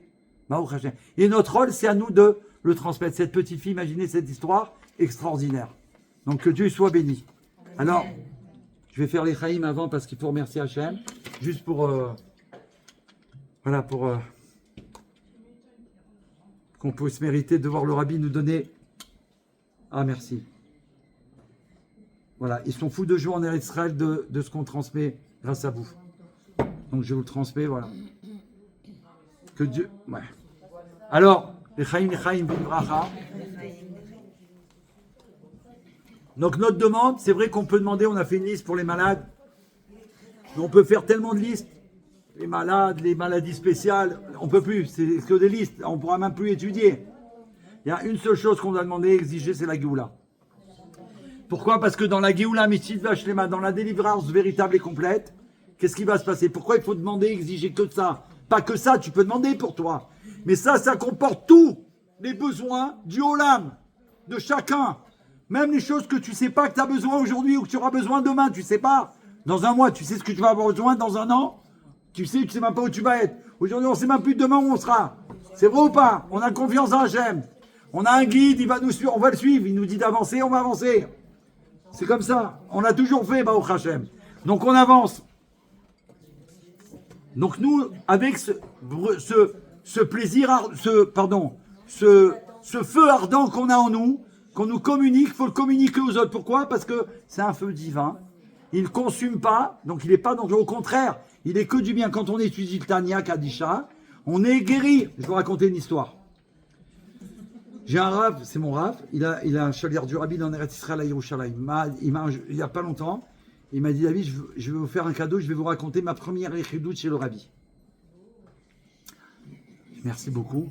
Il me dit, voilà, quand j'ai été voir la première fois le rabbi, ça fait 50 ans. Waouh! Il me dit, j'ai été voir le rabbi, Je suis sorti de la Yechidout. Il m'a dit, je savais plus où j'étais. Je savais plus où j'habite. Je savais plus. Il m'a dit, j'étais tellement étourdi, je savais plus ce qui se passait. J'ai pas pu sortir du 770. Je suis rentré en bas dans la synagogue, au 770. Et là, il y avait un Fabrien. Il a dit, je me suis assis. Je pouvais pas. Il a eu tellement d'énergie et la vision de voir la divinité à travers le roi. C'est pas possible. C'est terrible. Alors, il a dit qu'il s'est assis. Et il y avait un juif simple qui venait d'Israël, qui a raconté son histoire. Il était en train de parler en israélien. Ceux qui étaient là, ils écoutaient, ils avaient l'air de comprendre, et le Rav aussi. Et il a raconté son histoire. Il a dit, moi, j'habite en Eretz Israël, je m'occupe d'une yeshiva. Pardon, c'était pas un Chabad. Et il a dit, on m'a appris là-bas, par des gens tellement d'histoires du Rabbi, que je me suis dit, je vais voir le Rabbi. Il faut que j'aille voir le Rabbi, que je lui demande une bracha. Moi aussi, pour ma yeshiva. Pour la yeshiva, il s'occupait de ça. Il a dit, je m'occupe, c'était son travail. Et en plus, c'est ma parnassa pour faire vivre ma famille. Donc j'ai décidé d'aller voir le Rabbi. Bien que je ne suis pas à Lubavitch. Et je suis venu voir le Rabbi. Et il dit, donc je suis venu voir le Rabbi. Et quand je suis arrivé au 770, j'ai tapé à la porte. Moi, je voulais rentrer dans le bureau, comme ça, il ne savait pas qu'il y avait un CDR et tout. Donc le secrétaire, il a dit, monsieur, qu'est-ce que vous voulez? Il a dit, non, je veux une bénédiction du Rabbi. Je suis venu voir. Il a dit, mais monsieur, c'est pas possible, c'est pas comme ça. Il a dit, mais moi, je veux recevoir une bénédiction du Rabbi. On m'a dit, il a dit, oui, mais là, c'est pas possible. Il dit, attendez. Il a vu qu'il était très excité. Il était fou de joie de rencontrer le roi. Demandez une bracha, tu sais que ça va fonctionner. Tu peux plus bouger. Alors, je crois que c'était le Rav Radakov, l'autre secrétaire. Il lui a dit d'attendre et il a été voir, il a dit, écoutez, si vous voulez ce soir à 23h, il y a une place de libre, est-ce que vous voulez venir? Il a dit, ah oui, je serai là. Qu'est-ce qu'il faut faire? Il a dit, vous venez, et là vous rentrerez dans le bureau du Rabbi, et vous pourrez lui demander ce que vous voulez. Il a attendu jusqu'à 23h, il était comme un fou, surexcité. C'est contenu, je ne sais pas comment. Les minutes, elles devaient être des heures pour lui. Et il est arrivé devant le Rabbi, et il est rentré dans le bureau du Rabbi. Et il a dit au Rabbi qu'il était venu le voir, parce qu'il s'occupait d'une yeshiva, et que c'était aussi sa parnassa. Il a dit tout... Ça, c'est ce qu'il a raconté à tous les gens au Fabrien. Il a dit, le Rabbi m'a souri, il m'a demandé ce que je faisais dans la vie, donc c'est pour ça que j'ai dit tout ça. Et après, il m'a dit, le Rabbi m'a dit, qu'est-ce que vous étudiez? Alors il a dit, j'étudie le Talmud, j'étudie le En Yaakov, j'étudie la Mishnah. Le Rabbi lui dit, et est-ce que vous étudiez le Tanya? Il lui dit, non, je demande pardon au Rabbi. Il n'était pas bien quand il a dit, je demande pardon au Rabbi, mais si je dois l'étudier, alors je l'étudierai, mais je ne l'ai jamais fait encore. Mais si le Rabbi me demande, je le ferai. Le Rabbi, il a ouvert son tiroir devant lui. Il a sorti un petit Tanya de poche. Comme ça. J'en avais un chez moi. Tout petit, je ne l'ai jamais retrouvé. Non, mais le Rabbi, une fois, il a dit, on m'a posé la question, pourquoi il existe de Tanya de poche? Vous allez comprendre avec la fin de l'histoire. Il prend le Tanya et il a dit au Rabbi, Rabbi, je vais étudier. Il a dit, voilà, quand vous voulez, vous l'ouvrez et vous pouvez étudier. Même une phrase, on étudie le Tanya. C'est ce qu'il a fait, il a pris avec lui. Et il lui a donné une bracha, le Rabbi. Il est sorti, il dit, du bureau du Rabbi. Il croyait que c'était Superman de la Géoula. Il m'a dit, j'ai dit, je vais voir tous les magasins de Manhattan, je leur demande une bracha, là, qui me donnent leur caisse, tout. Il était, tu vois, blindé, il a raconté comme ça, il rentre dans le bus, prêt, il était sûr qu'il allait, ça y est, il rentre avec des millions pour Aïshiba et pour lui. Il rentre dans le bus, le bus il roule, il pense, je vais rentrer dans les magasins et la force du Rabbi, ça y est. Et à un moment donné, il y a une station, il y a des gens qui rentrent comme ça, et un homme de couleur très grand qui rentre, et directement il le regarde droit dans les yeux, et il fonce sur lui comme ça. Lui, c'est même pas, il parle que l'hébreu. Hein. Les Israéliens, souvent, hein, c'est comme nous, on parle que français d'ailleurs. On n'arrive pas, on a essayé toutes les langues, ça marche pas. Pour ça, je dis, je vais acheter l'appareil, comme ça ils me prennent plus la tête. Après, il y a telle formation, on n'a pas le temps. Hein. J'appuie sur un bouton et c'est bon.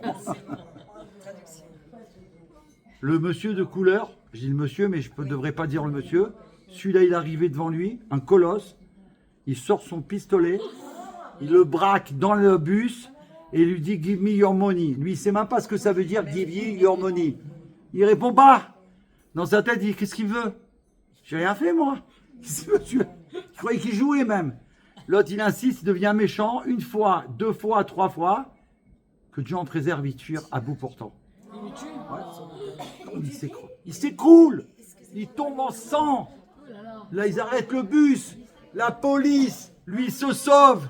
La folie. Il vient de sortir du bureau du rabbi, un truc de fou. Il est éclaté, il est par terre. Voilà. Et là, les pompiers viennent. Les pompiers, ils rentrent, ils le prennent, ils commencent à essayer de voir. Il le relève. Lui, il dit, quand j'ai ouvert les yeux, il a vu toutes les têtes comme ça, mais il était complètement étourdi.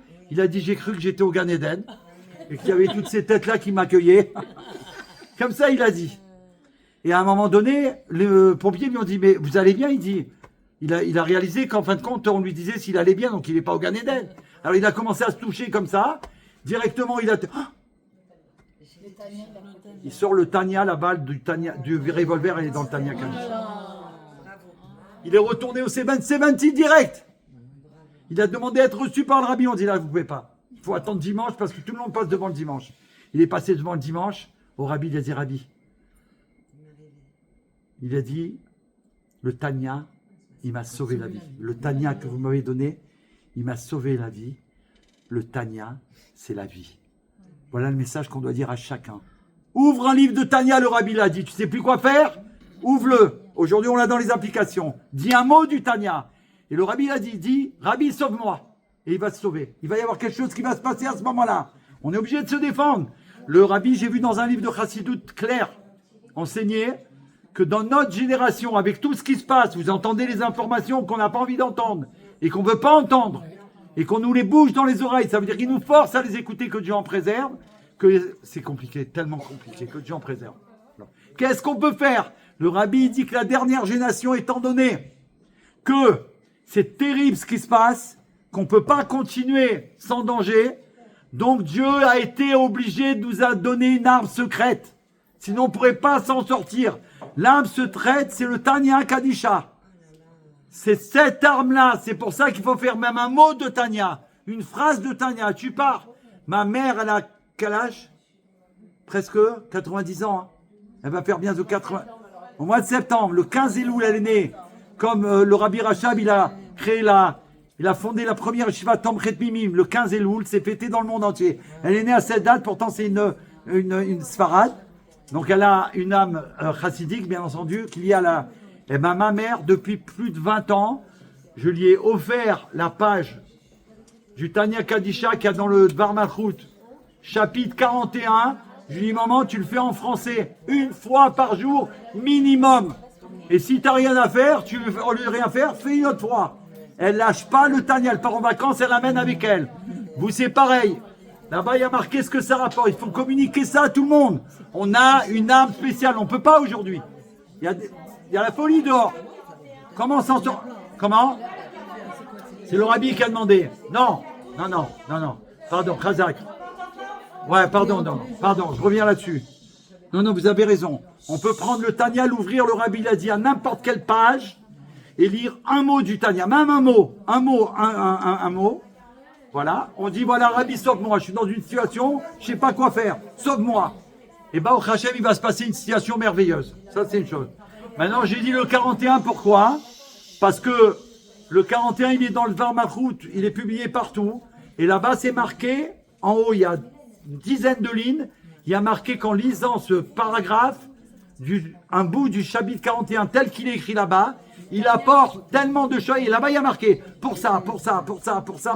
Donc, quand tu vois ça, c'est pour ça qu'on propose le chapitre 41, c'est pour tout. Si c'est une maladie, c'est pour tout. Donc, le Tania, c'est le Sefer de la Géoula. Mon rabbi m'a enseigné, c'est le Sefer, le livre de la Géoula. Ça amène la Géoula au monde entier. Donc, nous, il y a le gâteau à manger, je crois, non? Vous avez mangé déjà. On l'a coupé? Pas en entier, hein. Vous savez, dans le Dvar Malchut, là, que tout le monde achète, dans la première page, il est là-bas. D'accord? Vous pouvez faire une photo et le partager. Le vin du rabbi, il est là. Tiens. Vas-y. Tiens, vas-y, sers-toi alors. Ah, je te sers avec plaisir. Alors, on va donner... Ouais, dans la première page. Exactement. Il y a le télim du Rabbi et de la Rebbetzin.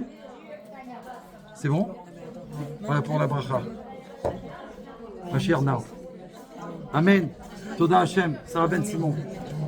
T'as vu cette gueule-là, Sarah? Alors, on va manger, se partager, partager. Non, non, moi j'en veux pas, merci. Non, Toda Rabba. Une petite question. Non, parce que là, ouais, parce que je filmais là. Non, parce que, ouais. Et Chaim.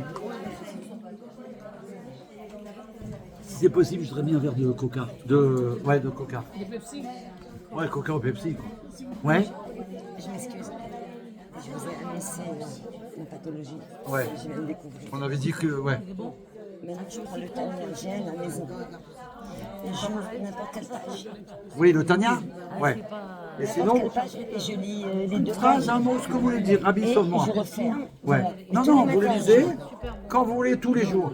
Et sinon, dans le Bar Malchut, il y a le 41, il est écrit en français aussi, vous pouvez le lire en français. D'accord? Avec joie. Donc, oui, La Vodazara n'existera plus. Dès qu'il y a Mashiach. à la venue de Mashiach, tout le mal, il va disparaître. À tel point, le Rabbi dit qu'il n'y aura plus souvenir de ça. On ne pourra même pas se souvenir du mal qu'on a eu, ou de la galoute qu'il y a eu, de tel avoda. Il n'y a pas, c'est fini à jamais. Le Rabbi, Il y a Vodazara et des sculptures partout et tout. le Rabbi, il a fait savoir que puisque c'est imminent la venue de Mashiach, nous, on doit dès à présent accepter de vivre avec Mashiach maintenant. De quelle façon? Exemple. Vous savez que c'est une mitzvah de manger, de goûter au plat de Shabbat avant Shabbat. La femme a fait un petit peu à son mari une petite assiette avant Shabbat. C'est une mitzvah, c'est pas encore Shabbat. Mais quand il goûte ça, le mari, la femme aussi elle a le droit, mais c'est pour qu'il ait envie d'être déjà dans le Shabbat tout de suite. Donc le Rabbi nous demande que dès aujourd'hui, je vive avec ce qui va se passer à la Géoula. Il n'y aura plus de mal, il n'y aura plus de maladie, il n'y aura plus d'exil. C'est même si on nous annonce des trucs terribles, on ne rentre pas là-dedans. On reste branché à Mashiach. Parce que notre génération, elle est particulière. Oui, on va être sauvé de tout, Bezrat Hashem. Il faut croire en Hashem uniquement et en son serviteur Moshe le Mashiach dans notre génération. Et avancer. Il nous dit de faire Chitat, on fait Chitat. Chacun à son niveau. Tu peux faire Chitat, Chumash, Teilim, Tanya, par exemple. Tu sais pas, tu débutes. Tu peux faire une phrase du Chumash. Tu peux faire une phrase d'un Teilim du jour. Et tu peux faire une phrase du Tanya du jour. Ça fait Chitat. Dans 6 mois, tu feras 2 lignes. Dans 1 an, tu feras un paragraphe de chaque. Dans 2 ans, tu fais tout Chitat. Donc ce qui compte, c'est de commencer une phrase de Chumash ou un mot du jour, une du Tanya et une du Chumash. J'ai fait Chitat. Chitat, ça amène la terreur au monde. Ça veut dire quoi? Tout ce qui est le contraire du bien, grâce au Chitat, ça le terrorise et il dégage. Et il dégage du monde. C'est pour ça que nous, dans notre génération, le Rabbi, il apprenait, il a transmis, dans notre génération à nous, que chaque enfant d'Israël, il doit avoir son Chitat. Chaque parent, chaque nouvel enfant, c'est pas il y en a un dans la maison, c'est chaque nouvel enfant, il a son Chitat. Si j'ai une voiture, dans la voiture, si j'ai un bateau dans le bateau, j'ai un Chitat. Partout avec moi, j'ai un Chitat. Ça amène la terreur à l'obscurité. Aujourd'hui, quand on achète une maison ou qu'on loue une maison, la première des choses à mettre, avant même les mezuzot, c'est un Chitat. Dès que tu arrives là-bas, tu poses ton Chitat.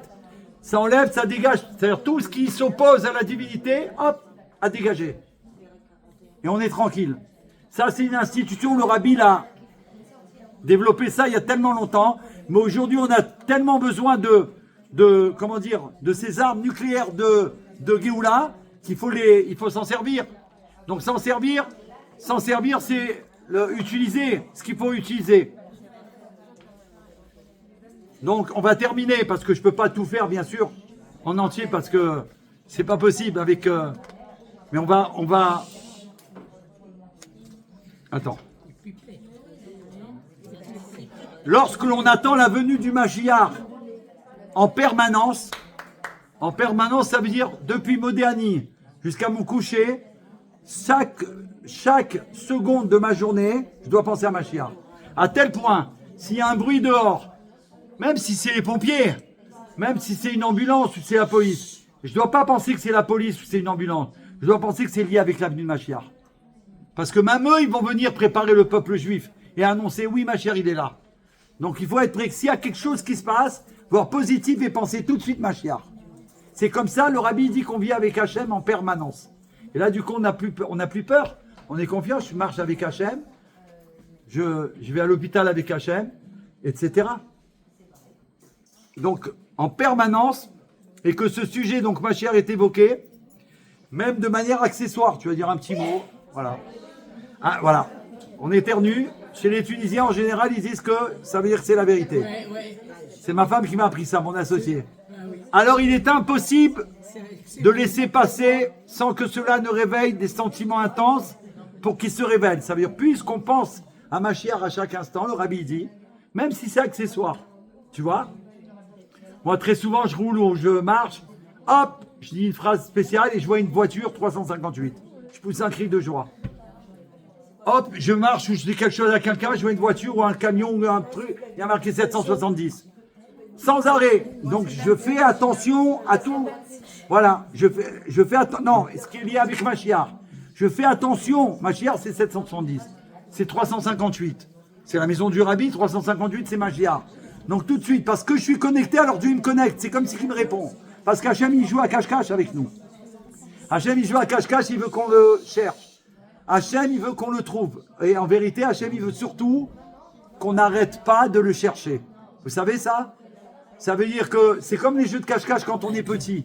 Ma femme, elle adore ce jeu avec les petits. Tous mes enfants et les petits-enfants, ils ont le droit de jouer à cache-cache avec elle, dans la maison. Elle les fait rentrer dans les placards, dans les trucs. On devient fou. À un moment, on n'arrive plus à retrouver, on les retrouve plus. C'est dingue. Alors, une fois, j'ai appris cette histoire chassidique. Je dis, oh là là, il jouait à cache-cache. Je crois que c'était un rabbi quand il était enfant. Et il est revenu en pleurant. Alors, ils lui ont dit, mais pourquoi tu pleures? Qu'est-ce qui se passe? Il a dit, je me suis caché. Et ils ont arrêté de jouer, ils ont arrêté de me chercher. Il a explosé en pleurs. Et là, il dit dans l'histoire chassidique, Hachem, il ne veut pas qu'on arrête de le chercher. Il joue à cache-cache exprès pour qu'on soit motivé constamment à le chercher. Et c'est ça, Mashiach. Mashiach, si on parle de lui toute la journée, ça veut dire qu'on le cherche. Quand on dit qu'on cherche Mashiach, c'est parce qu'on cherche Hachem. On recherche Hachem à travers Mashiach.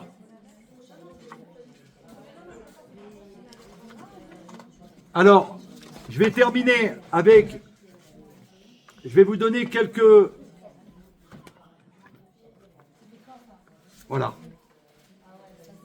Une fois, le rabbi, là, à Shavuot, il a dit comme ça, le rabbi va revenir dans un corps, peu importe comment, par la porte, par la fenêtre ou par le toit. Il va rassembler tout le peuple juif, il annoncera le temps de sortir de... C'est la fin. Je vais vous raconter juste la fin, pour vous donner des forces supplémentaires très fortes. Donc le rabbi, il a dit, peu importe comment il va revenir par la porte, par le toit, peu importe. Il va revenir, il va annoncer que Mashiach est là. Ça y est, c'est la Géoula. Ça va se passer comme ça. Alors,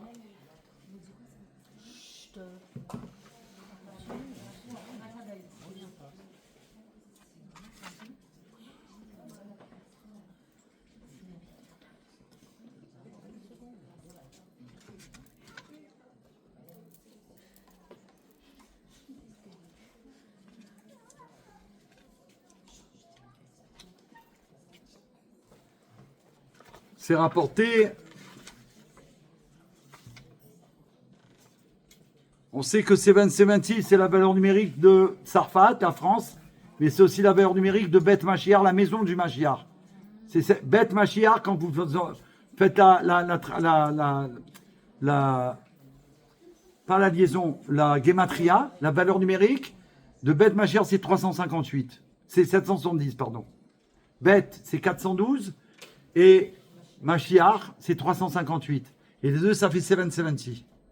Donc la maison du Mashiach, c'est 770. Ça veut dire, quand on va au 770, on va dans la maison du Mashiach. D'accord? Il dit que le 3 Tammuz, où le rabbi, apparemment, il a été caché, voilé. D'après le Zohar, il est caché. D'accord? Il dit que c'est étonnant, extraordinaire, que la valeur numérique de 3 Tammuz, quand on fait la valeur numérique de 3 plus Tammuz en hébreu, ça représente 456. 456, ça représente quoi? Od Mashiach Chai. Le Mashiach est encore vivant. Gimel Tammuz, on nous annonce qu'il n'est plus là. La valeur numérique qui correspond à la valeur numérique de Gimel Tammuz, c'est quoi? Le Mashiach est encore vivant. Donc ça veut dire, il faut rester branché. Branché à la Géoula. Nous, on a un guide et il n'y a jamais eu une seule fois la possibilité qu'il n'y ait pas de guide pour le peuple juif. Maintenant, il est caché, c'est voulu par Hachem. Pourquoi? Pour que notre attachement il soit encore plus grand et surtout pour qu'on puisse révéler les forces cachées qu'on a en nous parce que depuis que le rabbi s'est voilé, à nos yeux seulement, on a remarqué que dans le monde entier, Baruch Hashem, il y a des millions de péoulotes, d'actions qui ont été faites sur l'avenue de Mashiach, comme jamais il y a eu auparavant. Jamais. Avant, on attendait tous que le rabbi nous dise de faire ci, ou de faire ça, etc. D'accord? Et on faisait, on revenait, on avait les forces, on a reçu la bracha. Aujourd'hui, depuis Gimel Tammuz, chacun il est obligé de se révéler. Révéler la parcelle de Mashiach qui porte en lui. Et chacun il a cette parcelle. Imaginons un grand puzzle géant, et nous, tous les enfants d'Israël, depuis toutes les générations, on a un petit bout du puzzle. Donc t'imagines, toutes ces pièces, c'est nous. D'accord? Ces pièces, c'est pendant tout l'exil. On a avancé, chacun, Hachem nous a mis à telle place, à telle place, à telle place, à telle place, à telle place. Et à un moment donné, c'est arrivé maintenant. Le puzzle, il est fait. Le rabbi, il a dit que le monde est prêt. Donc le puzzle, il est fait. Ça veut dire quoi? Toutes ces pièces collées, qu'est-ce qu'on va voir? Le roi Mashiach. On va voir que ce puzzle, c'est la photo du roi Mashiach. C'est intéressant parce qu'à New York, au musée qu'il y a dehors, il y a un grand musée pour les enfants. Il y a une photo géante qui est faite avec des milliers de photos. Et de loin, tu vois le rabbi. Tu vois? Donc ça existe déjà. Il y a plein de tableaux comme ça. C'est ça qu'il faut s'imaginer. Mais pas imaginer ça par rapport à Mashiach seulement pour lui, pour moi. Je suis une partie infinie de Dieu qui est une partie du Mashiach. Donc le Mashiach, il attend que moi, je révèle ma parcelle de Mashiach que j'ai en moi et que je la révèle. Ça veut dire on va terminer avec ça, tous les talents que vous avez, tous les talents que nous avons, toutes les forces divines. Toi, tu es bon dans le dessin, toi dans le chant, toi dans les vêtements, toi dans la couture. Tu dois développer ça. Vous êtes dans quoi? La couture. Voilà. Donc, vous devez développer ça. Le rabbi, attention, c'est très important. Il dit qu'à partir du moment où on a reconnu un talent en nous, vous savez que des fois, il y a des gens, ils nous disent « Ah, tu as un talent comme ça ». Ils vous font remarquer que vous avez un talent dans telle ou telle chose. Des fois, on ne le savait même pas. Et des fois, il y a plusieurs personnes qui vous disent la même chose. Ça veut dire que ce talent, on l'a remarqué. Le rabbi dit à ce moment-là, il faut s'investir dans ce talent, travailler pour devenir pas le meilleur, l'unique. Pas le meilleur, l'unique. Il n'y a que toi qui est comme ça dans le monde. C'est ça que Dieu veut, qu'on dévoile le unique qui est en nous. Pourquoi? Parce qu'on révèle Dieu. C'est pour ça qu'il ne faut pas faire Dieu à peu près. Parce que Dieu à peu près, c'est pas Hachem. À peu près, c'est l'essence. Et il veut qu'on révèle son essence au monde. Donc le talent que j'ai ou les talents que j'ai, je dois me mettre à me perfectionner, Baruch Hashem, les utiliser et les révéler, Baruch Hashem. Et là, c'est comme Moshe Rabbeinu quand il est descendu Mont Sinaï la deuxième fois, bien que c'était que les deuxièmes Luchot, il y a marqué que sur son visage, il avait une lumière divine extraordinaire, qu'on ne pouvait pas le regarder face à face. Tellement que c'était... Et le rabbi dit que la venue Mashiach, chaque enfant d'Israël, il aura cette lueur sur son visage. On verra qu'il est un être divin, un enfant de Dieu. On fait partie de Dieu. Donc on doit accepter la mission qu'on a. À partir d'aujourd'hui, je vous demande, avec amitié, pas d'ordre, chas v'shalom, je conseille qu'à partir du moment, maintenant on prend au sérieux cette mission qu'on a nous. Pourquoi? Parce que c'est de la France qu'on attend la Géoula. C'est pas des autres. Les autres, ils ont essayé, ils font des choses, ils ont des milliards, ils ont des dollars, ils ont tout ce que tu veux. Ils n'ont pas réussi. C'est Tsarfat la Géoula. Tsarfat, c'est 770. On doit révéler le Mashiach qui est en nous. Ça veut dire qu'on rencontre quelqu'un. You are Jewish? Non. Vous n'êtes pas juif? Alors écoutez bien, voilà les 7 lois de Noé, c'est pour vous. Il faut vous y mettre parce que Mashiach, il arrive. Et vous allez profiter du monde merveilleux qui vous attend. Il faut vous brancher à la Géoula. Il y a un site, il y a ça. Vous êtes juif, mon frère, où tu en es dans ta vie? Philine, un petit mot. Mais on parle de Mashiach. Pourquoi? Parce que le Rabbi a dit que notre génération s'est ouverte une nouvelle porte qui s'appelle Shar à Mashiach. Shar, c'est la porte de Mashiach. On fait tout rentrer dedans. Et surtout, le plus important, c'est la Simcha. Il faut être Saméach. Toujours joyeux de servir Hachem. Il ne faut plus jamais parler de galoute. Il ne faut plus dire ou respecter. Ouais, j'ai fait ça, mais j'ai eu ça. Non, il faut voir que le bien de chaque chose. Parce que tout est du bien. Dieu fait des merveilles pour nous. Il faut accepter que c'est des merveilles.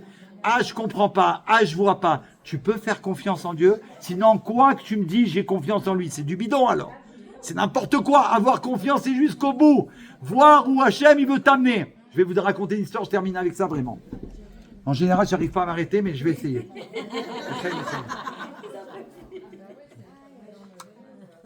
Je le fais parce que, je le dis franchement, je le fais que pour Hachem. Parce que je l'ai dit à personne encore. Voilà, je l'ai dit à personne, mais là je le dis, maître du monde, s'il te plaît, par secours du Farbringen, je te demande d'accepter ces paroles, que c'est pas du tout pour moi, Chas Veshalom, c'est que pour toi.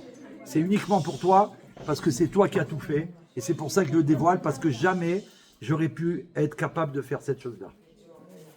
Ok? Donc, Baruch Hashem, vendredi dernier, j'étais à une mission spéciale que je fais depuis plusieurs années à l'école Shneor, grâce à une lettre du Rabbi Melech HaMashiach, qui m'a demandé de, si je voulais bien accepter, de donner 2 pièces de 50 centimes à toutes les jeunes filles à l'école, en demandant à la direction d'abord s'ils acceptaient, d'accepter que ce que le Rabbi m'a dit de faire, qu'ils me laissent le faire, que j'apporte des pièces avec moi de 50 centimes de la monnaie du pays, et que je les distribue aux jeunes filles qui vont décider d'allumer les Nérot Shabbat. D'accord? Et il m'a dit que je dois leur donner, en leur disant qu'il y en a une pour elles font ce qu'elles veulent avec. C'est de la part du Rabbi, et l'autre, c'est pour mettre dans la Zdaka. Donc il y en a une, c'est pour elles de la part du Rabbi. Alors la première fois que j'ai fait ça, j'étais voir la direction, je leur ai montré la lettre. Je dis, le Rabbi m'a demandé, il faut que je le fasse. David, mais c'est certain. Mouchka, elle a accepté tout de suite, mais bien sûr, c'est Rabbi. Et depuis tous les ans, je fais ça, ou à la rentrée d'école, ou pendant l'école, et au Gan Israël. Et cette année, donc là, vendredi dernier, j'ai fait ça avec le Gan Israël. Donc j'ai demandé à la direction, s'il n'y avait pas Mouchka, c'est le Gan Israël. Elle m'a dit, je vais voir la directrice. Je dis, quelle directrice? Je lui dis, c'est le Rabbi qui m'a demandé. Elle m'a dit, non, j'ai dit, ok. J'avais des pièces, et j'ai été en ramener, j'ai été en prendre. Je dis, on ne sait jamais, je ne sais pas combien ils vont en avoir, je vais les amener avec moi. Donc j'ai été, et dans plusieurs classes, j'ai fait la mission. Donc je leur ai dit, je leur ai raconté l'histoire que je lui ai racontée tout à l'heure avec le chanteur. Elles étaient émerveillées, les enfants. Une action, ils ont allumé les bougies. Vous allez allumer les bougies, une action, vous allez sauver Israël, ça y est, ma chère, il arrive. Les enfants, il faut vivre avec eux. Le Rabbi dit, il faut vivre avec les enfants pour voir ce que c'est la Géoula. Nous, on est tout le temps en train de rouspéter pour n'importe quoi. Ça suffit. Eux, ils s'amusent tout le temps. Les enfants, ils tombent KO quand ils en peuvent plus. Ils dorment. Ils peuvent dormir debout, assis, sur un poteau. Ça veut dire, tant qu'ils ont d'énergie, ils n'arrêtent pas. Quand ils en ont plus, ils se lâchent. C'est comme ça. Et il faut observer, le Rabbi dit, la Géoula. Alors, on a fait ça dans toutes les classes. À les dernières classes, elle me dit, il y a les petits, vous voulez y aller? Je dis, oh là là, s'ils acceptent, les petits, je suis comme un fou. Mais il y avait des garçons et des filles, parce que les petits, on a le droit, tout petits, 3 ans. Donc j'ai été les petits, la folie. Ils m'ont rendu fou, de joie. Hein. Donc ils distribuaient aux filles, mais toutes les petites filles étaient allumées avec leurs parents. Donc j'ai pas pu. Et grâce à Dieu, il y avait une Mora, elle a dit non de temps en temps. Donc grâce aux petites, la Mora, elle a accepté. Et 2 autres, donc on a eu quelques personnes, mais j'ai quand même donné une pièce à toutes les petites filles. Parce que c'était trop beau. Je dis, vous allez la mettre à la Zdaka. Quand votre maman, elle va allumer la bougie, quand vous allumez, vous allez la mettre à la Zdaka. Puisque vous avez déjà allumé. Et moi, j'ai dit aux garçons, j'étais gêné, il y avait plein de garçons, les petits, et ils attendaient quelque chose. Je ne vais pas leur donner. Alors j'ai dit, écoutez, alors pour les garçons, ce que je vais faire, je vais revenir lundi pour le Gan Israël, je vais vous amener des paquets de bonbons pour vous. Ils étaient tout contents, mais je sentais que... Ouais, tu sais, les enfants, ils veulent tout de suite. Lundi, la Géoula, c'est maintenant, c'est pas lundi. Et nous, c'est pareil avec Hachem. On ne doit pas se contenter d'un bonbon. Le Rabbi le fait savoir. C'est maintenant la Géoula. Tu m'as donné un cadeau, je voulais une voiture, mais je m'en fous de la voiture, je veux la Géoula maintenant. Ton mari t'amène un beau cadeau, un bracelet, un bijou. Ok, c'est très bien mon chéri, mais moi ce que je veux c'est la Géoula. Qu'on soit clair. D'accord? Ça c'est en attendant, mais je veux même plus attendre. Alors il y a une Mora qui était sortie, elle a entendu l'histoire qu'on racontait à ce moment-là, elle est rentrée dans la classe, elle me dit écoutez, j'ai entendu mais s'il vous plaît, peut-être vous donner une pièce aussi aux garçons pour leur maman. J'ai dit, oh là là, c'est Hachem qui vous envoie. Je vous ai dit de rester jusqu'au bout.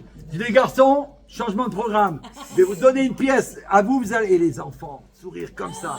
Vous allez la donner à votre maman qu'elle a mis à la Zdaka avant l'allumage de Shabbat. Ok, ok. Et ben, au Hachem, magnifique. Je suis parti. J'ai été acheter les bonbons. J'ai dit à David, les bonbons, il faut les donner. Donc j'ai déjà acheté les bonbons avant. J'ai dit comme ça, je me fais pas avoir. J'ai acheté tous les bonbons. Je le ramène lundi de bonne heure à la Mora. Je l'ai revu dans la journée. Je dis, vous avez donné les bonbons parce que je leur ai promis. Vous leur avez dit parce que je leur ai promis. Les enfants, ils se rappellent quand on leur fait une promesse. Je dis surtout, dites-leur. Elle m'a dit, écoutez, vous savez quoi? On est parti en sortie dans le car. J'ai pris les 2 paquets avec moi. Un pour les filles, un pour les garçons. Et j'ai dit, vous savez, vous avez promis. Voilà les bonbons, ils étaient comme... C'est pas possible. Et moi, ce jour-là, la mission, c'était pas ça que je vais vous raconter, c'est maintenant.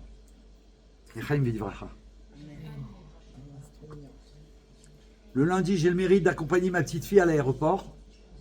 Baruch Hashem. Elle est adolescente. Même ma femme, elle ne connaît pas l'histoire. J'arrive là-bas. Je pars de la maison. Et qu'est-ce que je fais? Je prends une grosse poignée de Dakar. J'ai toujours des pièces à la maison. On en a toujours. Tous mes enfants et tout, je leur ai appris ça. On ne part pas. S'ils sont en bas, ils n'ont pas mis de Dakar, je les fais remonter. Il n'y a pas de blague avec ça. Donc j'ai dit, je vais prendre pour les filles. Peut-être qu'ils n'ont pas pensé à mettre de la Dakar, ou au moins pour leur voyage. J'avais des pièces de 5 centimes. J'en prends une grosse poignée, je les mets dans la poche. Je vais pour partir et il y a une blague qui arrive. Enfin, pas une blague, mais un message comme ça. Je tourne en rond, je dis, David, il ne te restait pas un rouleau de pièces là de 50 centimes? Parce que ça sert de le garder, tu en reprendras, mais là, il est là. Prends-le avec toi, on ne sait jamais. Je l'ai pris avec moi. Je mets dans ma poche. J'arrive à l'aéroport, j'accompagne ma fille, je reste avec elle, ma petite fille. La Torah dit que les petites filles, c'est comme... Les petits-enfants, c'est comme tes enfants. Donc je vois que là, déjà, ils sont un nombre important, et il n'y a qu'une Mora. Et la Mora, c'est une maman qui a accepté de venir les accompagner, s'occuper d'eux, prendre l'avion, aller et retourner que pour les accompagner. Une Mora Tiner, qu'elle soit bénie. Elle a accepté le challenge avec elle. Nous, on ne savait pas. Moi, je ne bouge pas de là-bas. Il y a 2 autres parents qui restent avec moi, des femmes. On ne bouge pas. Pour aider, c'est pas possible. Moi, j'amène un truc, la Simra de la Géoula. Et à un moment donné, donc, on va pour rentrer donc, avec les bagages. Une fois qu'on a attendu une bonne heure et demie que tout le monde arrive, il rentre au bagage. Je dis à la Mora, je dis, écoutez, s'il vous plaît, j'ai une mission qu'on m'a confiée, que le rabbi m'a confiée. Il faut que je donne une pièce de Zaka à toutes les filles qu'elles partent avec la bracha. Elle m'a dit, bien sûr. Je lui dis, je me mets devant. Elle m'a dit, allez-y. Je me mets devant. Chaque fille, elle passe. Je lui dis, bracha be'atzlacha. Bon voyage, bon voyage. J'étais comme un fou. Je les vois passer. Ils avaient un sourire comme ça. Et maintenant, ça, c'est les pièces de 50 centimes, je donne au Béni Israël. Et il y a des goïms qui voulaient passer parce qu'ils ne voulaient pas attendre tout ce qu'on rentre. Et donc, il y a des goïms qui rentrent. Et je vois qu'ils me voient faire une distribution. Donc je mets ma main dans la pièce que j'avais les 50 centimes. Et tous les goïms qui sont rentrés, je leur ai donné une pièce. Je lui dis, voilà, c'est de la part du rabbi, il faut faire un acte de bonté, de gentillesse. Quand vous arrivez, je ne sais pas où, vous la donnez à qui vous. Et qu'est-ce que j'en fais, monsieur? Vous la donnez à qui vous voulez. Et tous y passent. Tous. Ils ont accepté la pièce. Il y a une dame, elle m'a dit, attendez, on est 5, oui, merci, monsieur, c'est bon, c'est le compte. Vous avez peur de partir sans leur pièce. J'ai dit à Hachem, qu'est-ce que tu m'as fait faire? C'est pas possible. Ça m'est jamais arrivé. Tous. Après, j'ai été voir les hôtesses. J'ai été voir tout le personnel. Je leur ai donné une pièce. On les a accompagnés jusqu'à qu'ils rentrent au bagage. Baruch Hashem. Grâce à Hachem, grâce au Rabbi Melech HaMashiach. Regardez comment ça a continué. Donc de faire un acte de bonté, ça transforme. Tous, ils sont partis avec un sourire. Et de voir que des Juifs, qu'est-ce qu'ils sont capables de faire avec tout ce qu'ils disent sur nous. Donc que Dieu soit béni. Qu'ils vous bénissent. Qu'on fasse des actions de bonté et qu'on retourne le monde immédiatement et qu'on va voir Mashiach tout de suite. Ah, attendez, c'est pas fini. C'était la révolution. Alors, c'était la révolution, vous êtes prêts? La révolution, c'est pas la révolution. La Révolution française, c'était en 1789. La rébellion, c'est le rabbi qui l'a fait. La rébellion. Il a transformé le grand monde grâce aux enfants d'Israël, comme on l'a vu avec l'histoire de la petite fille. Je vais terminer avec un message du Rav Pachter qu'on aime à la folie et qui nous manque tellement. Je vous raconte ça et vraiment ce sera fini après. D'accord? Parce qu'il y en a une qui est impatiente d'aller raconter les miracles ailleurs. Qui ça? Non, je sais, très bien. Non, mais on est obligé d'aller jusqu'au bout. Parce que moi, le rabbi m'a appris une chose. Il m'a dit, tu sais, David, enfin, par les enseignements du rabbi, on m'a fait savoir une chose comme ça. David, les personnes que tu vas voir, peut-être tu vas les voir une seule fois dans ta vie. On va se revoir à la Géoula. Mais par rapport, tu déménages, tu vas en Israël et tout. Il m'a dit, tu dois saisir l'opportunité, tu ne dois pas la louper. Tu dois dire tout ce qu'il faut dire. Je termine avec ça, je l'ai préparé. C'était en 2007, mais c'est important puisqu'on est à la Géoula pour les nations du monde. C'est un discours qu'ils ont amené un monsieur qui est le maire de Abu Ghosh, une petite localité proche de Jérusalem. C'est un monsieur arabe qui a été attrapé par le Rav Kali, le chaliard des 7 lois de Noé en Israël. Ils l'ont invité au stade, à un stade où ils ont fêté l'anniversaire du Rabbi le 11 Nissan. Imaginez, il est venu au stade, le monsieur arabe, et ils lui ont laissé la parole. Personne ne savait. Ils ont fait une surprise, ils ont dit voilà, en Israël. Alors il dit comme ça, il s'est adressé à tout le monde. Messieurs les rabbins, dirigeants communautaires, le non-juif arabe, hein. Honorable public, c'est une grande joie pour moi de m'associer ce soir à cette manifestation géante dédiée à l'un des géants spirituels de notre époque, le Rabbi de Lubavitch, roi Mashiach. L'arabe, il a dit ça.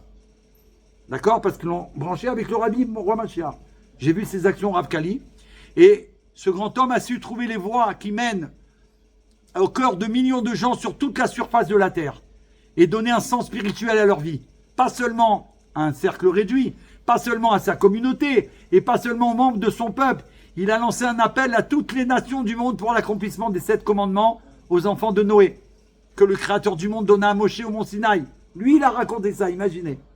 De nombreux dirigeants parlent de paix, de valeurs morales, de droits humains, de collaboration et d'existence honorable. Mais peu nombreux sont ceux qui savent comment les réaliser, comment s'adresser à autrui de manière respectueuse, de lui présenter des moyens concrets pour les appliquer. Pas tout le monde ne sait comment briser les préjugés, comment s'adresser aux masses et comment dépasser les pièges linguistiques et culturels tout en ne perdant rien du message et de l'idée pour lequel il se bat. Cette faculté est particulièrement précieuse aujourd'hui à une époque où il faut se mesurer aux défis que nous lance le progrès. Les structures traditionnelles de la famille, de la communauté ont parfois bien du mal à transmettre les valeurs de la morale et de la paix, ainsi que l'éducation et à l'honnêteté et à la croyance. C'est très dur aujourd'hui, on voit avec l'éducation, comment c'est compliqué, surtout avec tous ces outils qu'ils ont, c'est compliqué. Mais ce grand rabbi, je répète, c'est un non-juif, musulman, qui est venu parler au stade devant tout le monde. Et il dit, mais ce grand rabbi, il dit le nom du rabbi, nous les chassidim, on évite de dire le nom, c'est comme notre père dans la Torah, on ne doit pas dire son nom, en 2007. Mais ça veut dire qu'il a fait un travail avec tous les maires d'Israël, des localités non juives, pour les amener à réaliser les 7 lois de Noé. Mais vous allez voir ce qui s'est passé à la fin de cette annonce qu'il a fait. Il dit comme ça, le rabbi sait comment réaliser cela par les voies de la douceur et de la paix. Comme il a coutume de le dire, il a expliqué à toute l'humanité que seule une éducation basée sur la foi en le Créateur du monde peut mettre sur pied des hommes qui mèneront une vie de droiture et d'équité. Le message, il est actuel, présent. Le rabbi met à notre disposition la puissance spirituelle et le moyen concret pour nous adresser à la génération montante.